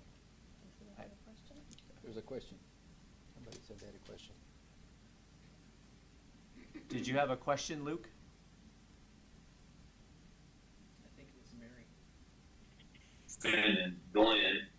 Oh, Mary? It's Mary Rip. I have a question. Go ahead, fire away. My bad. When does the construction start on South Pekin? Just wondering for the Lilac Gardens. So as soon as we get a signed contract, we'll have a better construction start date, but we're hoping to have that completed by the 27th of August for school starting time. So as soon as we get a finalized date with Granite, we will be addressing that for an update so we can be better prepared. So we will also have signage boards located at the freeway entrance and exit, just to remind people of the dates that that construction is going to be happening. Were you able to hear that, Mary? Not very well. So the goal here is, once we have our contract signed with Granite Construction, we'll be able to give you an exact date of the start, but our goal is to have the whole thing completed by the 27th of August when school starts. So if it's a 25-day window, we would need to start early in August. And Thank you. Any other comments or questions from the community? Any comments or questions from council? Alyssa? Councilmember Burke, Aye. Councilmember Rounds, Aye. Councilmember Friend, Aye. Councilmember Houston, Councilmember Dowdy, Aye. Councilmember Hall, Aye. Councilmember Freimark. Aye. The ayes have it. Moving to action item H, resolution number 789, easement release and new easement to the city-owned property. Any comments or questions from the community on this one? Travis, do you want to show us the easement that, and this, just so everyone knows, this is the piece of property over there off of Lewis River Road where they say 250 plus apartments, but they've got in for 85 homes, single-family homes. So, Travis, do you want to walk through a little bit of this? Sure. So this is the original subdivision, or I'm sorry, short plat for the site. And there is an easement on the west side of Lot 1, access and utility easement that goes down to the city property. that's identified as City Park on the south side of the map. And there is a 60-foot road and utility easement along the north side of the city property. The usability of that property is minimal because it is in the floodway. And so as part of the application process for the apartment complex, they were asked to, actually they were given a condition of approval to relocate that. And so to give you an idea of what the easement I'm talking about is in the blue, and the proposed easement is on the right. And if you look at it from an aerial, essentially what they have agreed to do is that they have offered a 40-foot easement that aligns with Gun Club Road, so that in the future, if the city needs to do improvements at that intersection, we would have an easement and the ability to make the improvements and extend Gun Club.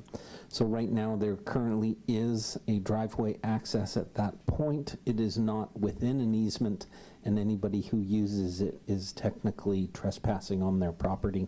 But by the end of this process, there should be an opportunity to get down to the city property within a approved easement and access point. So, pros and cons here, from where I see, and I just will open the starting bid here. So, the pros, yes, it gives us better access with Gun Club and that, intersection there if we need to. It does go down to our property that the city still owns. The concern I see here is that's where people go down and use the quote-unquote boat launch that's down there. And so by having that easement there, will they just use our easement and continue going right on down the road? So that is the concern there. But again, even if we don't have an easement and there's just vacant field there, you're still going to have that, and you're going to have homeowners and things. So I just want people to be aware that is some of the concern and the thoughts that's in my head. What do you mean right on down the road? Okay, so, well, not down the road, down the easement. So it's Okay, the dirt. okay. So right there by the church, you know how there's, yeah. Okay. So you're right. My bad for saying road. That's all right. So. With that, any other comments or questions? Where is? Mayor. Yep, go ahead, Luke. Hey, I just wanted to, this is Luke, I'm one of the applicants, but one thing to point out, and I don't know if Travis had mentioned it, is as that easement currently sits with our current design, it's not super usable because it's going to go down into that cut section, and that'd be the access to the city's property. Whereas the revised easement, we kind of took that into account and moved along that eastern property line, which would allow someone to access it in a wheeled vehicle if they need to or something, versus that current easement runs right down the center, and you'd be running right down that slope and back up that slope to get to the city property. But I do agree with you that there's an unpermitted boat launch that everyone's been using for, I mean, I don't know if it's been 20 plus years, but yeah, that line on the eastern property does kind of maybe encourage that continued use, but yeah, that's all I got. Yep, agree. Thank you, Luke. So there wouldn't be the easement or the road down to the river now. The dirt path. Yes, I the keep dirt saying path. road, you and I, yeah. Okay, Right. the So dirt path is there. will be gone if we do this easement. Is that what you're saying? No, so that dirt path is still there, but that dirt path is Luke and the developers. That is not city property. We don't have an easement. We don't have a right to go on that. So how did we have property back there, which is a park. So how do we get back there if there's no easement? That we have it on that blue piece of property. So what we're trying to say is, should we change? We'll release that easement that we have there, the existing easement on the left, the blue one, that is down towards the west of Lewis River Road. Down towards the church? No, it's down towards the A-frame that's there. Oh, okay. So we have an easement that's there that goes down and around that blue piece, and we would release that. We would say we no longer have an easement, and we would say, but we want the easement now to the east, and we would align Where the it. dirt road is. Correct. Okay. Mr. Hall. That looks like it goes on the pipeline, on Williams Pipeline the green one, looks like it goes on the pipeline, which would mean it can never be improved. It'd have to be a dirt access, It can't right? have any improvements. Go ahead.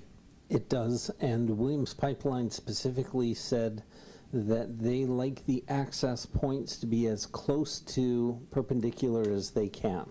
So we would be able to go down to the property and cross it at a 90-degree angle as close as we could get. We also need to point out that part of the Williams Pipeline concern was having private property owners and like tenants of apartments or residential homes crossing the easement, as opposed to they are not as concerned about having a government entity. And for example, that pipeline goes up to the north on the other side of Lewis River Road and through the neighborhoods. So there already are city streets and access points that cross the pipeline. So it shouldn't be difficult for us to be able to negotiate or to get that access constructed. But it would be dirt, just a dirt path. No, not necessarily. We can negotiate for asphalt with Williams, you're saying? Yes. Because you're saying in the, not Merriweather, it's the Meadowwood, they have the park that's over and there's the street that goes over part of it. Yes. So you're saying we would negotiate with Williams? Yes. Travis, would the shoreline prohibit any sort of improvements down in that area, though, to answer Councilman Hall's concerns? So, I'm not sure what we can do or can't do as far as improvements down the shoreline, right? So within the floodplain, you can do access, storage, and parking. And within the floodway, you cannot install structures. So theoretically, a dirt path, if it's in the floodway, or a trail, if it is within the floodway. Correct, but we can't put any asphalt or build a really nice road down there, right? We're not allowed to. That is correct. That's why the blue access point is not really an option for us, because we couldn't construct a full city street down there, and that may be why there is no access to the city property even to this day. The other thing Perfect. that's not clear from the map is where is that settling pond or whatever we're calling it, where the hole is?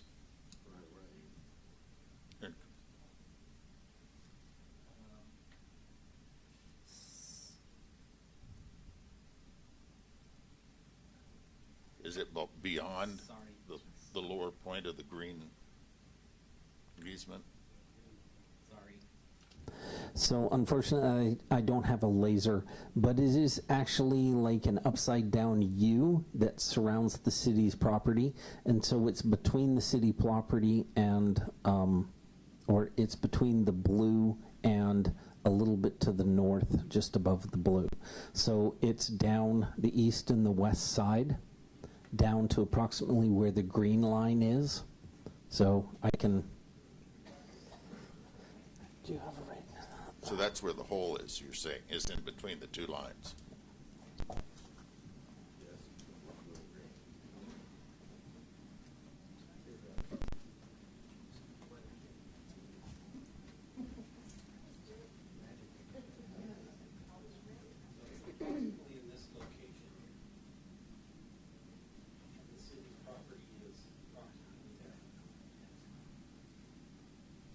And the city property doesn't go to the river.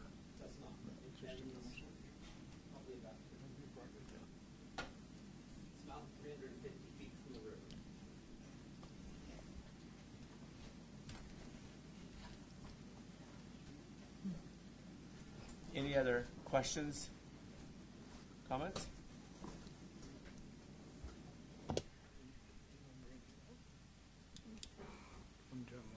Any action on this agenda item?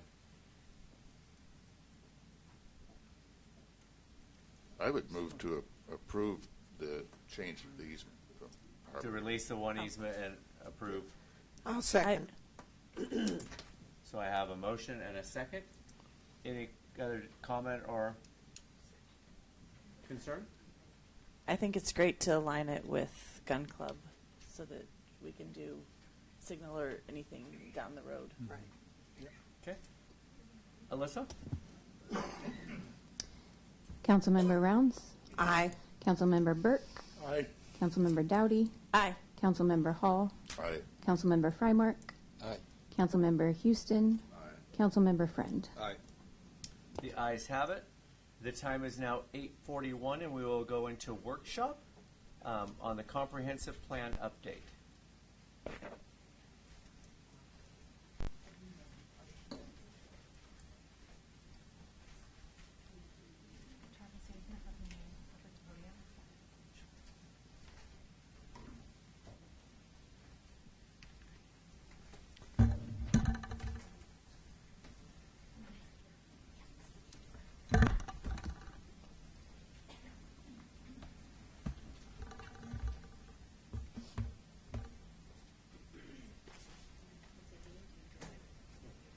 I think I'll be okay. Yeah. All right. Great. Good Welcome. evening. Thank you. My name is Christina Hayworth. I am with SCJ Alliance, and I have been working with Travis on updating the City of Woodlands Comprehensive Plan. I'm here tonight to talk about housing requirements and planning policies and some of the analysis that we've done and what our next steps are. So I'm going to go over some of the big changes from recent legislative sessions related to housing, talk through the City of Woodlands housing allocations for the 20-year planning horizon, and then talk you through what the next steps are for this project, specifically related to housing. I do have a slide at the end for discussion, but feel free to interrupt me at any time with questions if there's something that comes up for you. I included in your packet two memos, one that talks in a little bit more detail about housing-related legislation and one that talks through our methodology and results for housing allocations. First portion of my presentation will refer to the first memo for more information, but I'll go ahead and summarize everything now. And again, if there are questions, please feel free to interrupt. So the Growth Management Act is the act that requires planning to occur in communities in Washington state. It establishes now 15 goals that form the basis for all comprehensive plans and the requirements for what goes into each of the elements or chapters of the comprehensive plan. Goal number 4 is related to housing, and it's an original goal from when the Growth Management Act was adopted in 1990. It's been updated pretty majorly in the 2021 and 2022 legislative sessions. It now says that jurisdictions have to plan for and accommodate housing affordable to all economic segments of the population of this state, promote a variety of residential densities and housing types, and encourage the preservation of existing housing stock. So this is our charge. This is what we are trying to do with the housing element that the City of Woodland adopts at the end of 2025. Recent housing legislation from the last few legislative sessions really falls into these two buckets. There are some changes related to current planning and permitting, and then there are some changes related to long-range planning updates. We're going to focus on these ones tonight.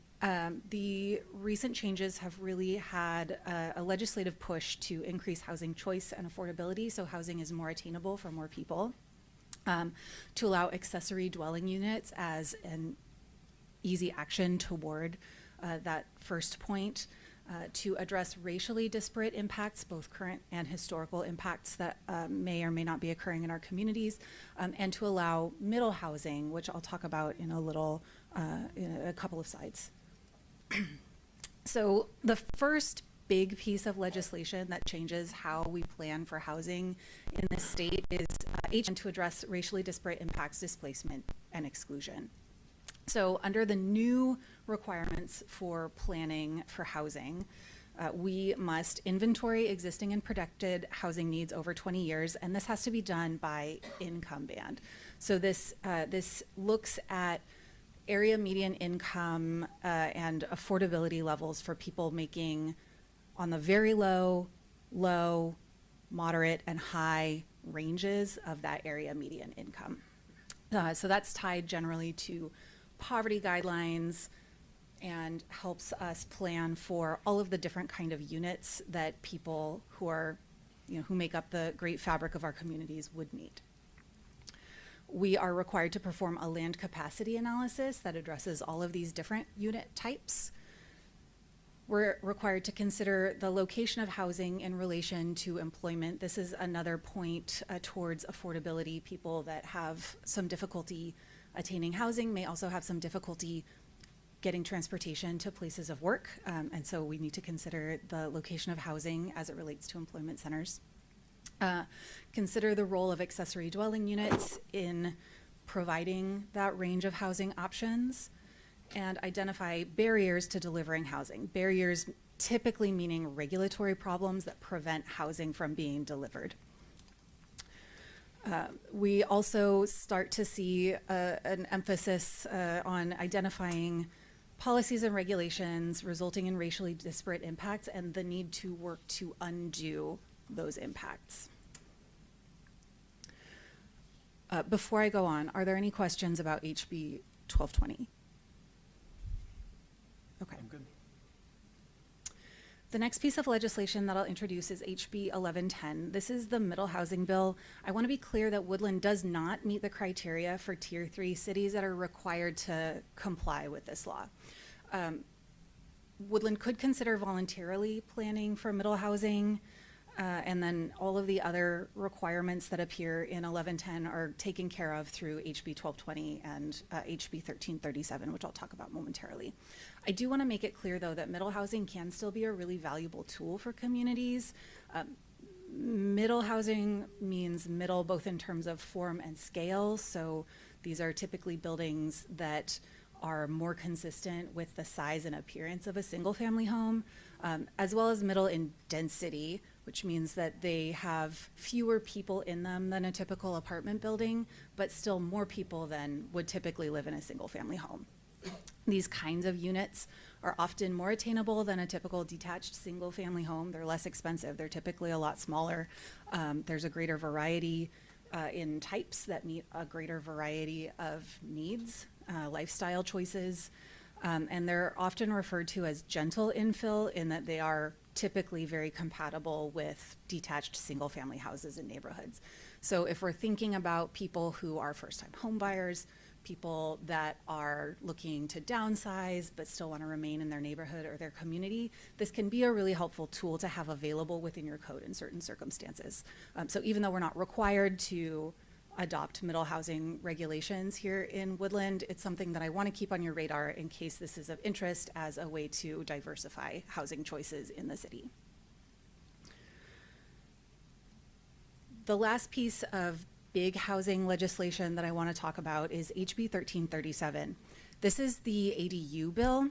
This bill requires cities to allow 2 accessory dwelling units, or ADUs, per lot in every zoning district that allows a single family dwelling unit.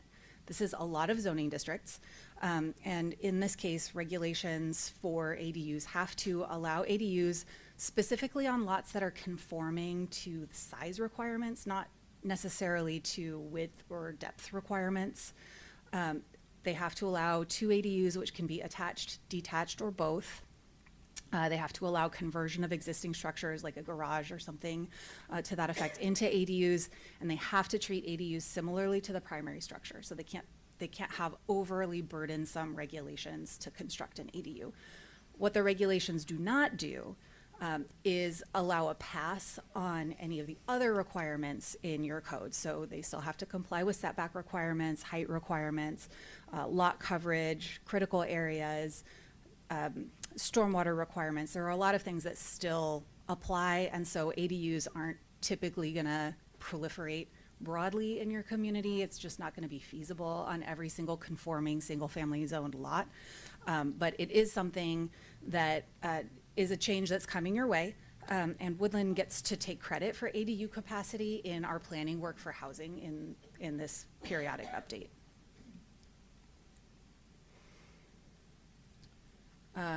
Any questions on the legislative framework that we're working in right now?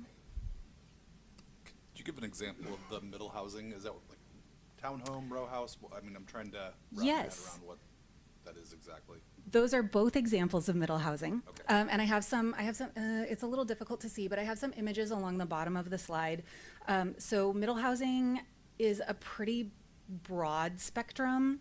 What I'm showing here are duplexes, either a side-by-side or a stacked duplex, so 2 units per lot. Triplexes and fourplexes are other examples of that kind of housing. Cottage court developments where you have individual detached units that are built around a common open space that's like a shared yard. Townhouse projects are a great example that we see pretty often these days. There are also higher density multiplexes, courtyard apartments that are like your old style 3-story walk up with a central courtyard. So there's a pretty broad variety out there, and we could talk about which ones may or may not be appropriate for Woodland if it's something that's interesting. But they do offer a greater variety of choice for people with different means and preferences in their housing. Yes. So when you talk about middle housing, like if we already have like a whole bunch of townhouses, like is there a certain percentage that your town has to have to be considered that you have middle housing? No. Typically you would authorize kinds of middle housing. So you would say, oh, we really like duplexes, triplexes, townhouses. These kinds of units really work for our community. You adopt some regulations that allow them where they're appropriate, and you've done middle housing. Okay, so if they already exist, I mean, we don't have much room left in our city to have much more development. So we already have like apartments and townhomes already built in already, and the townhomes are pretty fairly new, plus some older ones that already pre-existed. Yeah, and it's great that that's something you're already accepting. When we're talking about middle housing, we would be talking about allowing townhouses more broadly or allowing other kinds of units more broadly in the event of, for example, redevelopment. Somebody might buy up a few lots and decide they want to build a project that looks more like this instead of like a single family residential unit. Yeah, so it would be creating new opportunities for developers in the future.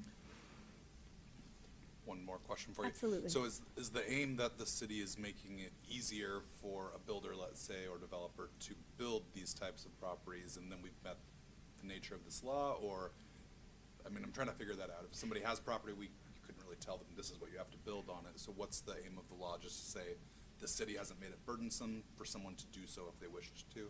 Yeah, you're creating more opportunities and diversifying the market essentially. So there are some specialty builders that only do projects like this. There are like only cottage developers. There are only townhouse developers, and they would potentially have a greater interest in developing in Woodland if these kinds of projects were allowed more broadly. Thank you. Yes. Okay.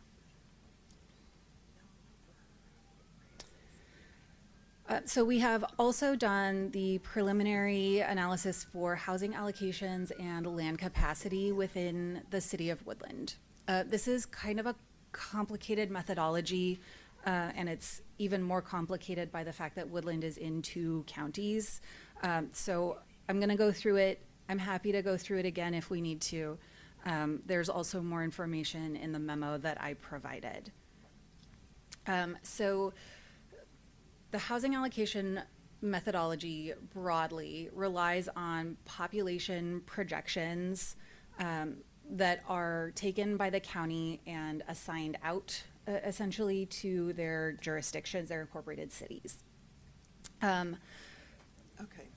My slide has some missing text on it, so I apologize. For Clark County, they chose a population projection from the state of Washington that is between the moderate and high growth scenarios. So they've been experiencing growth at a more rapid pace than the moderate scenario accounts for. They have a different model that they use to generate their own population projection. They took that population projection, converted it to housing units, and assigned those housing units out to jurisdictions essentially based on what the population in each city, like the proportionate share of the population in the city. is for the county. So for that reason, Woodland gets 0.1% of the county's growth allocated to it for planning purposes. For Cowlitz County, their comp plan update is due in 2026, so there are not currently any housing allocations available. They have not started their work yet.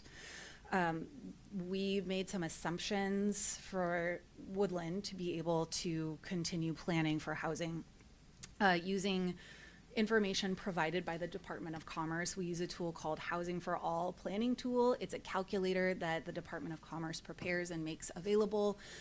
We used the moderate growth scenario that's consistent with what Cowlitz County and the City of Woodland have used in the past. And we selected the allocation method that assigns a proportionate share of the 2024 county population, similar to Clark County's methodology, which allocates Woodland 5.7% of Cowlitz County's housing units. Oh, it popped up. All right. So Clark County's allocations were decided by the county. Cowlitz County's allocations are estimated by us because they have not yet started their work, and they will likely not have final housing allocations before we need to be substantially finished. What this ends up looking like is this table. So we have Cowlitz County, Clark County, and some total here. This includes both the 2020 housing unit supply and the allocation, which is what we're planning for 2045. So the 20-year planning horizon is a little bit offset from 2020, but this is kind of the most recent true count we have as a starting point.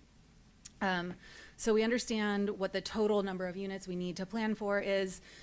We can make an assumption about where we are right now based on 2020 data and some recent construction activity, take the allocation data and understand kind of what we end up needing to plan for. So our total allocation is 689 housing units, new housing units for 2045. This is broken down into the income bands that I mentioned before. So in the 0 to 30% income band range, we have both non-permanent supportive housing and permanent supportive housing. PSH housing, permanent supportive housing, is housing that is associated with some kind of support services that the residents of that kind of housing need to access. They may also be called wraparound services, those kinds of things. For non-permanent supportive housing units, we're aiming for 168 total, and permanent supportive housing, 85 total units.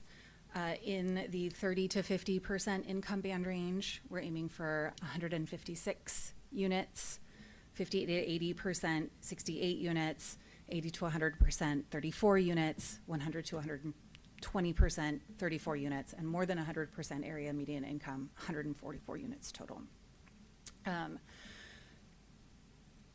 I want to make it clear right now that we need to plan to accommodate this number of units, but there's no penalty if the market says this number of units doesn't work in Woodland. So we need to show how these units could be built within the city. We don't need to make sure that these units get built in the city. We just need to make sure that we're demonstrating we have adequate capacity. This is a very complicated table. Are there any questions? Yeah, why don't we have a copy of it in what's provided to us? There's a copy of this in the memo that talks about the housing allocations. It might look a little bit different because this is formatted for the PowerPoint, but this information is in that memo. So we're way over in low-income housing and our share for this community. This is based on the methodology provided by Commerce, but generally speaking, most communities are seeing this same need, this weight towards the lower income brackets. And this is because those kinds of units haven't really been provided recently. And Well, so Woodland has provided them for quite some time. And we have more than what Longview has and probably just about what Vancouver has. So I think we're good in low-income housing. Based on the allocations provided by Clark County and the calculator provided by the Department of Commerce, these are the allocations that we need to plan for. It may be true that Woodland has done a stellar job of providing lower income housing units, and there's still a statewide need for more of them. Oh, I agree, totally, that there is more of a need. Yeah. But we need to spread it around to some of the other communities. Definitely. Other communities are getting a very similar pattern. Obviously, their numbers are different, but statewide, there's a weight towards the lower income brackets because it's just been really undersupplied. So question, if, within the city limits, if we've only got so much space and kind of what Melissa was saying earlier, it's filling up and there's not enough room to get to that goal. How does the city, do we tear down a house to create something to match this? I mean, realistic question, what would the city do to achieve what's requested if there's not a space, or if a landowner doesn't want to do something with the land that matches this model? Yeah, so we'll go through the land capacity analysis in a moment, but to answer your question specifically, there are a few different actions that could be taken. One action is if your city truly has no available land capacity, you can expand your urban growth area and look to build outwards. This is what I know that there's some issues, but this is one of the pathways. Another pathway is to increase density within your community. So adding more development in your zoning code per lot. Middle housing is a great way to achieve that capacity. Adding, the new requirements related to ADUs adds a substantial amount of capacity. And that one's not optional. That's a state mandate. So there are some zoning alternatives that could be used to increase density and capacity through that method. And that's net new? Yeah, these are, yes. By what year? By when does this need to be achieved by? This is capacity, our planning horizon is to 2045. Okay. Yeah, so 20 years. To get to that number, that's where we need. Yes. But Jason, let's just call it like it is. It's none of them are viable options that our community, and I don't want to speak for everybody, and that's not what I'm saying, but I don't know that our community is wanting to do some of these. And so, and now Travis, jump on here, Travis, because we love our conversations together. Sure, and I would like to point out that we did some considerable work on this in 2021, and we had a lot of discussions. And we wrote up an ordinance that was adopted for first reading, but went through the second reading, and it included a bunch of tools that would address some of these issues, like duplexes on corner lots where there was one driveway off of each street, so it looked like a single-family home. There were some changes to the accessory dwelling unit standards and for tiny homes that would allow, say, for example, seniors in the old neighborhoods like Washington and CC Street, where they would be able to do additional accessory dwelling units, say a 600 square foot apartment, so that a senior who lives in a house and may not need the entire space, instead of building an ADU to rent out 600 square feet, they could live in the ADU and rent out the main house, and it would make their mortgage payment plus provide revenue for them to live on while they're still living on their own property. They still retain the value of the property and the home and remain in the neighborhood where they grew up. Now, I know JJ, who's on Washington Street, is daily reminders of these big lots with tiny homes. And the tiny homes are torn down and they're replaced with 6 mega homes or 5 mega homes or 4 mega homes. So instead of it's automatically changing the character of the neighborhood because we don't have the tools or we don't want to have the conversations about how do you accommodate new housing units in old neighborhoods without forcing a property owner to sell to a developer who's going to build 3,000 square foot homes on a 5,000 square foot lot. And it turns out you've got giant homes looking into your backyard. So these are the discussions that we had back then, and there's a lot of ways to approach this. And these numbers look daunting, but the reality is Woodland doesn't have the land to currently accommodate this.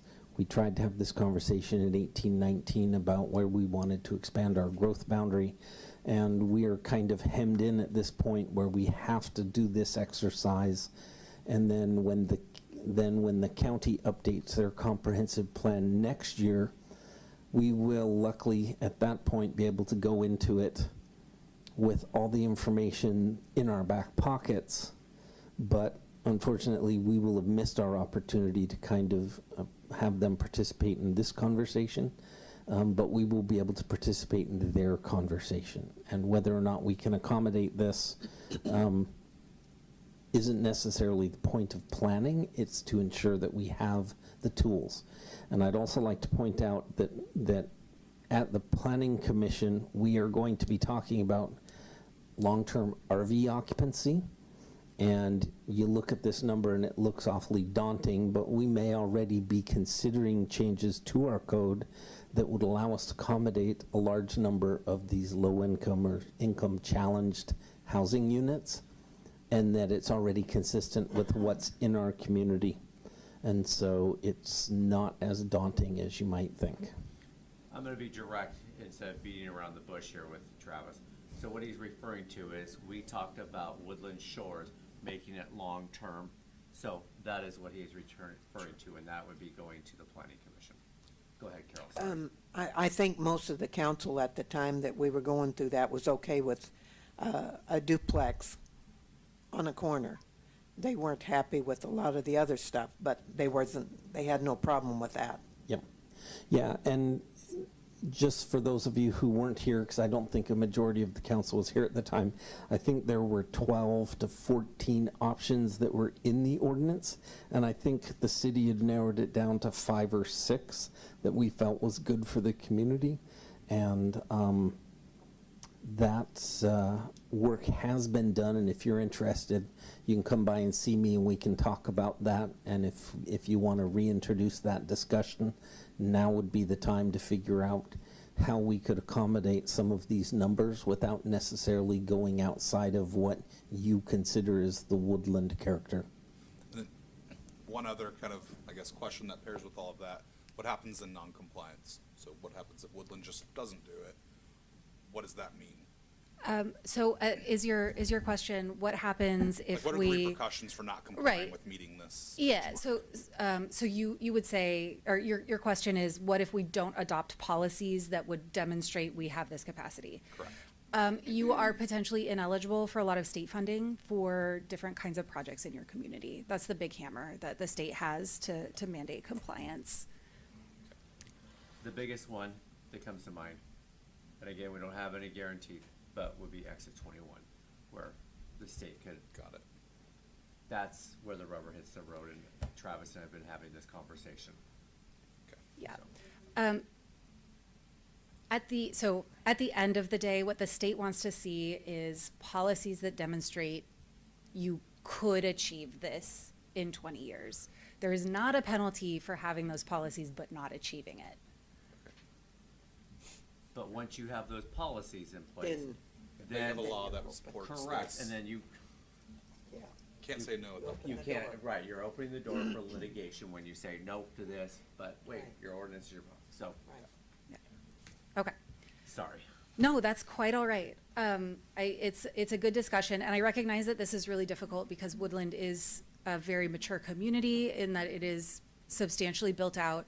There is very little urban growth area remaining. What is available has a lot of constraints, and it seems as though there isn't the collaboration with Cowlitz County that would be necessary to expand the urban growth area.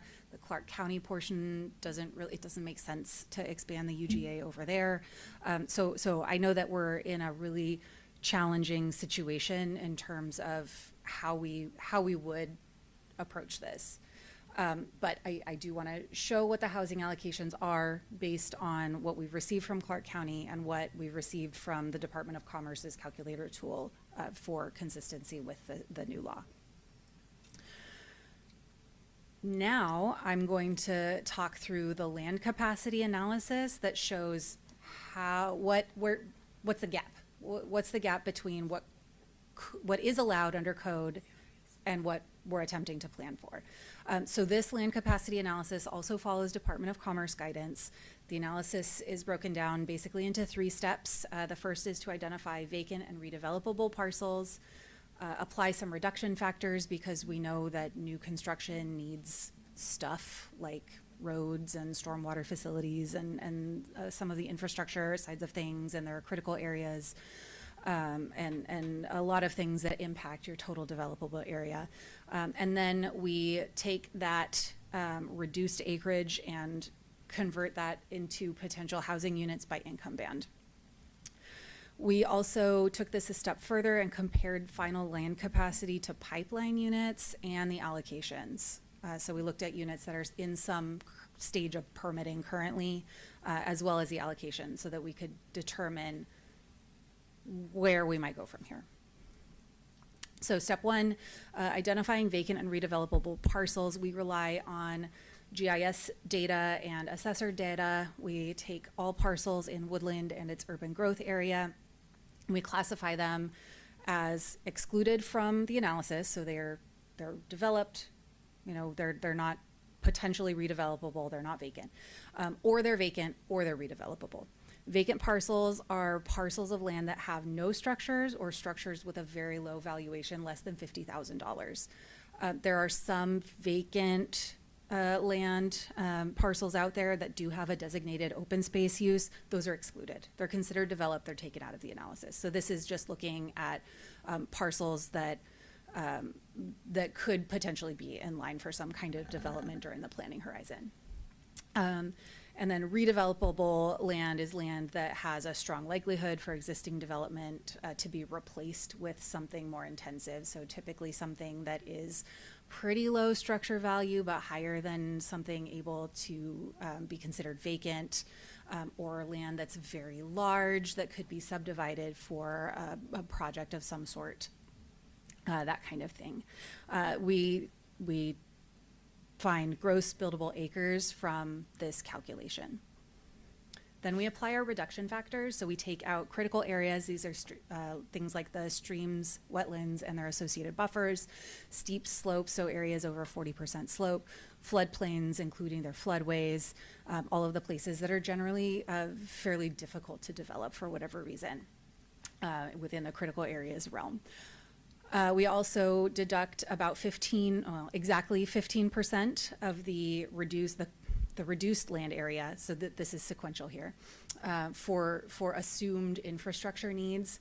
This accounts for the approximate space needed for new right-of-way, roadways, pedestrian pathways, stormwater management, public spaces, and other kinds of infrastructure that would come along with new development. Then we also deduct a market factor to account for some of the flexibility in market-driven project choices. So that's another 15% out. And we wind up with a number that is the net buildable acres that we use for then calculating out what our current capacity is. What this ends up looking like is this table. So we have kind of two scenarios here, at the maximum allowed density under your code, and at an assumed density based on the guidance from the Department of Commerce. And the bolded numbers at the bottom of each portion of the table is your current capacity for units. So 459 units in the city, 251 units in the UGA.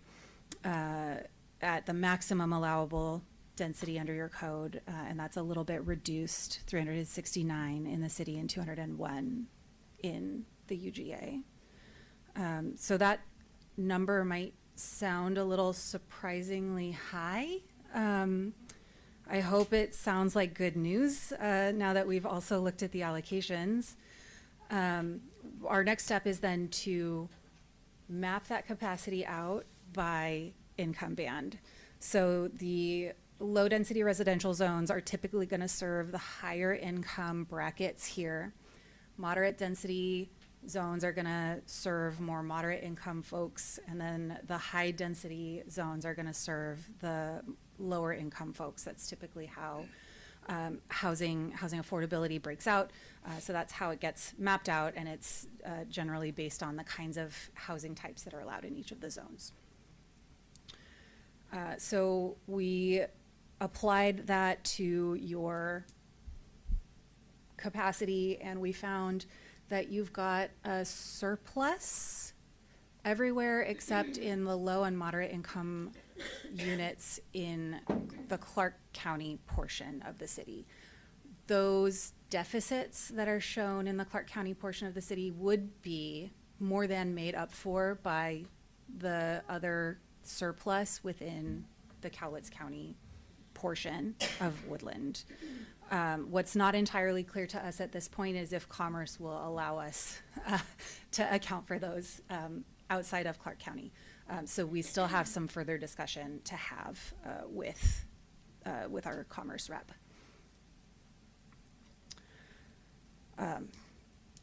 This is the column that we're focused on.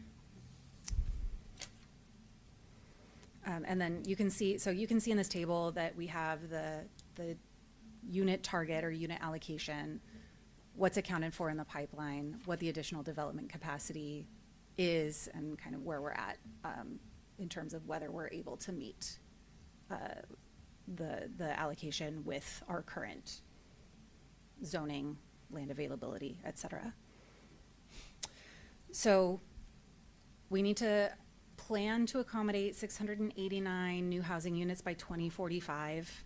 Most of those wind up in the Cowlitz County portion of the city. A smaller portion wind up in Clark County. Our analysis shows that Woodland has adequate existing capacity except for in the low and moderate income units within the Clark County portion of the city. This does account for pipeline projects, but the Cowlitz County area surplus is more than adequate to offset the deficits that we have in the Clark County portion. I recognize that this doesn't specifically address constructability, and there is a reason why Woodland hasn't already developed some of these properties or at some of this density. But again, for the purposes of planning for housing and satisfying state requirements, we need to show that we have capacity. So figuring out how to deal with the deficits within the Clark County portion is going to be our primary focus. And for that, we'll need to do some further coordination with the Department of Commerce. Are there any questions on this analysis? I know it's a lot, and it's pretty detailed, and I'm happy to go through any portion of it again. Can you clarify something for me? And Travis, I can't remember what the answer was. So I know we've round numbers, we got 300 new houses being built here.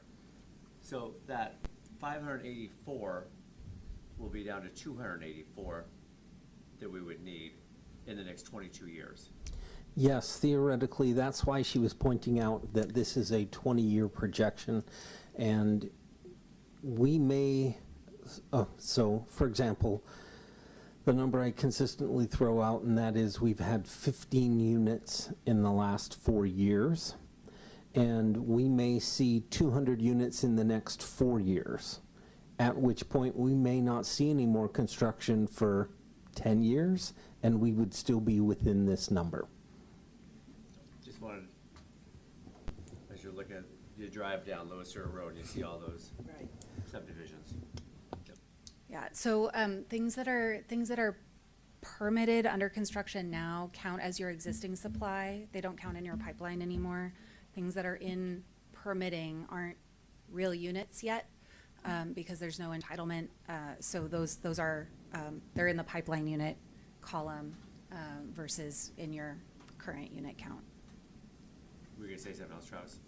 I was just going to point out that part of the reason why we're here discussing this right now is because there are development activities that are being considered and redeveloping at this point. So I thought it was important that we have a discussion about this because it makes your consideration of the code amendments that we had talked about previously a little less critical or less drastic, knowing that the land that you might not want to see develop in certain ways, there may be no land that actually can be developed in that manner. So the fact that you've incorporated it into the code may not mean much, because ultimately there's not a lot of, we may still not get them even if you adopt the tools.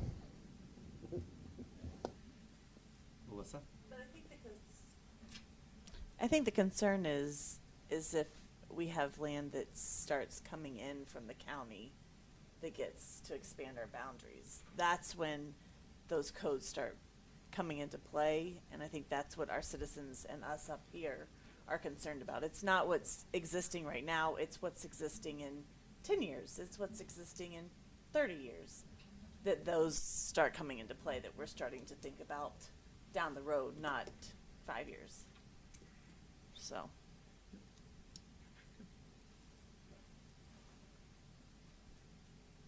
Okay. I think that we need to do a little bit more work to talk about, how true these numbers are, and if there are any other housing related interventions that we might want to make. Development has typically been more in the single family home kind of project type. And if Woodland wants to offer a broader range of unit types that meet a broader range of lifestyle needs, that's something that we can talk about now. It definitely also could impact our capacity numbers. Right now, again, it seems like we're sitting pretty well right now, and we need to just resolve with Commerce our approach on the Clark County area deficits. But there are things that we can do beyond focusing on capacity numbers that will still improve housing situations for people broadly within the city of Woodland. And so that's some additional work that we'll be focused on. I do also recognize that the Cowlitz County situation with respect to that urban growth boundary has been really challenging. And so I'm very heartened that we are looking really good on our capacity numbers. So if Cowlitz County isn't interested in making any changes to the UGA, we are still in a place where we can demonstrate compliance with the bare minimum requirements. As far as next steps for the project, so our next big piece needs to focus on public engagement. So we've got a draft community survey. This is in review with city staff, and we're hoping to issue that sometime later this summer. We have just wrapped up our big commerce mid-year invoicing deadline, so now we're ready to turn our attention back to this piece. We also need to be focusing on some interjurisdictional coordination, meeting with the Department of Commerce to resolve our path forward related to the deficits, and a discussion with Cowlitz County about what they're planning to do.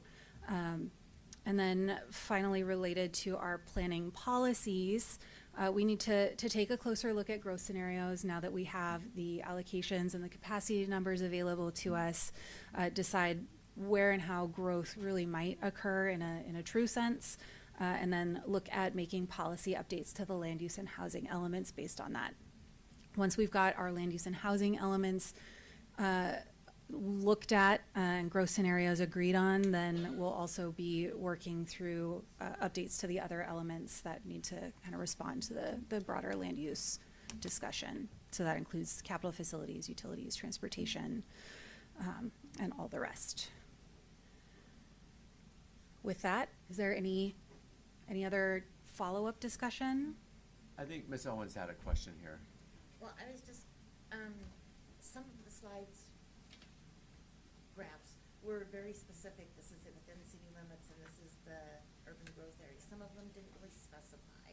Is it safe to assume that that's both of them combined? Yes. That didn't specify? Yes, yes. Sum total in those cases. Okay. Any other questions from council, community?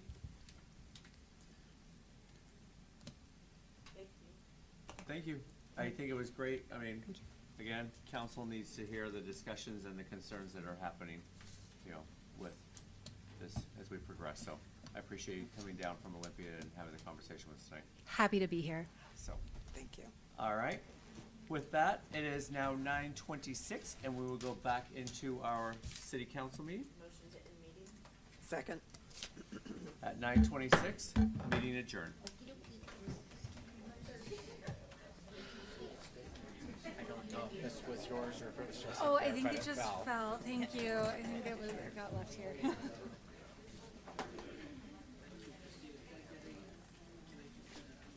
Recording stopped.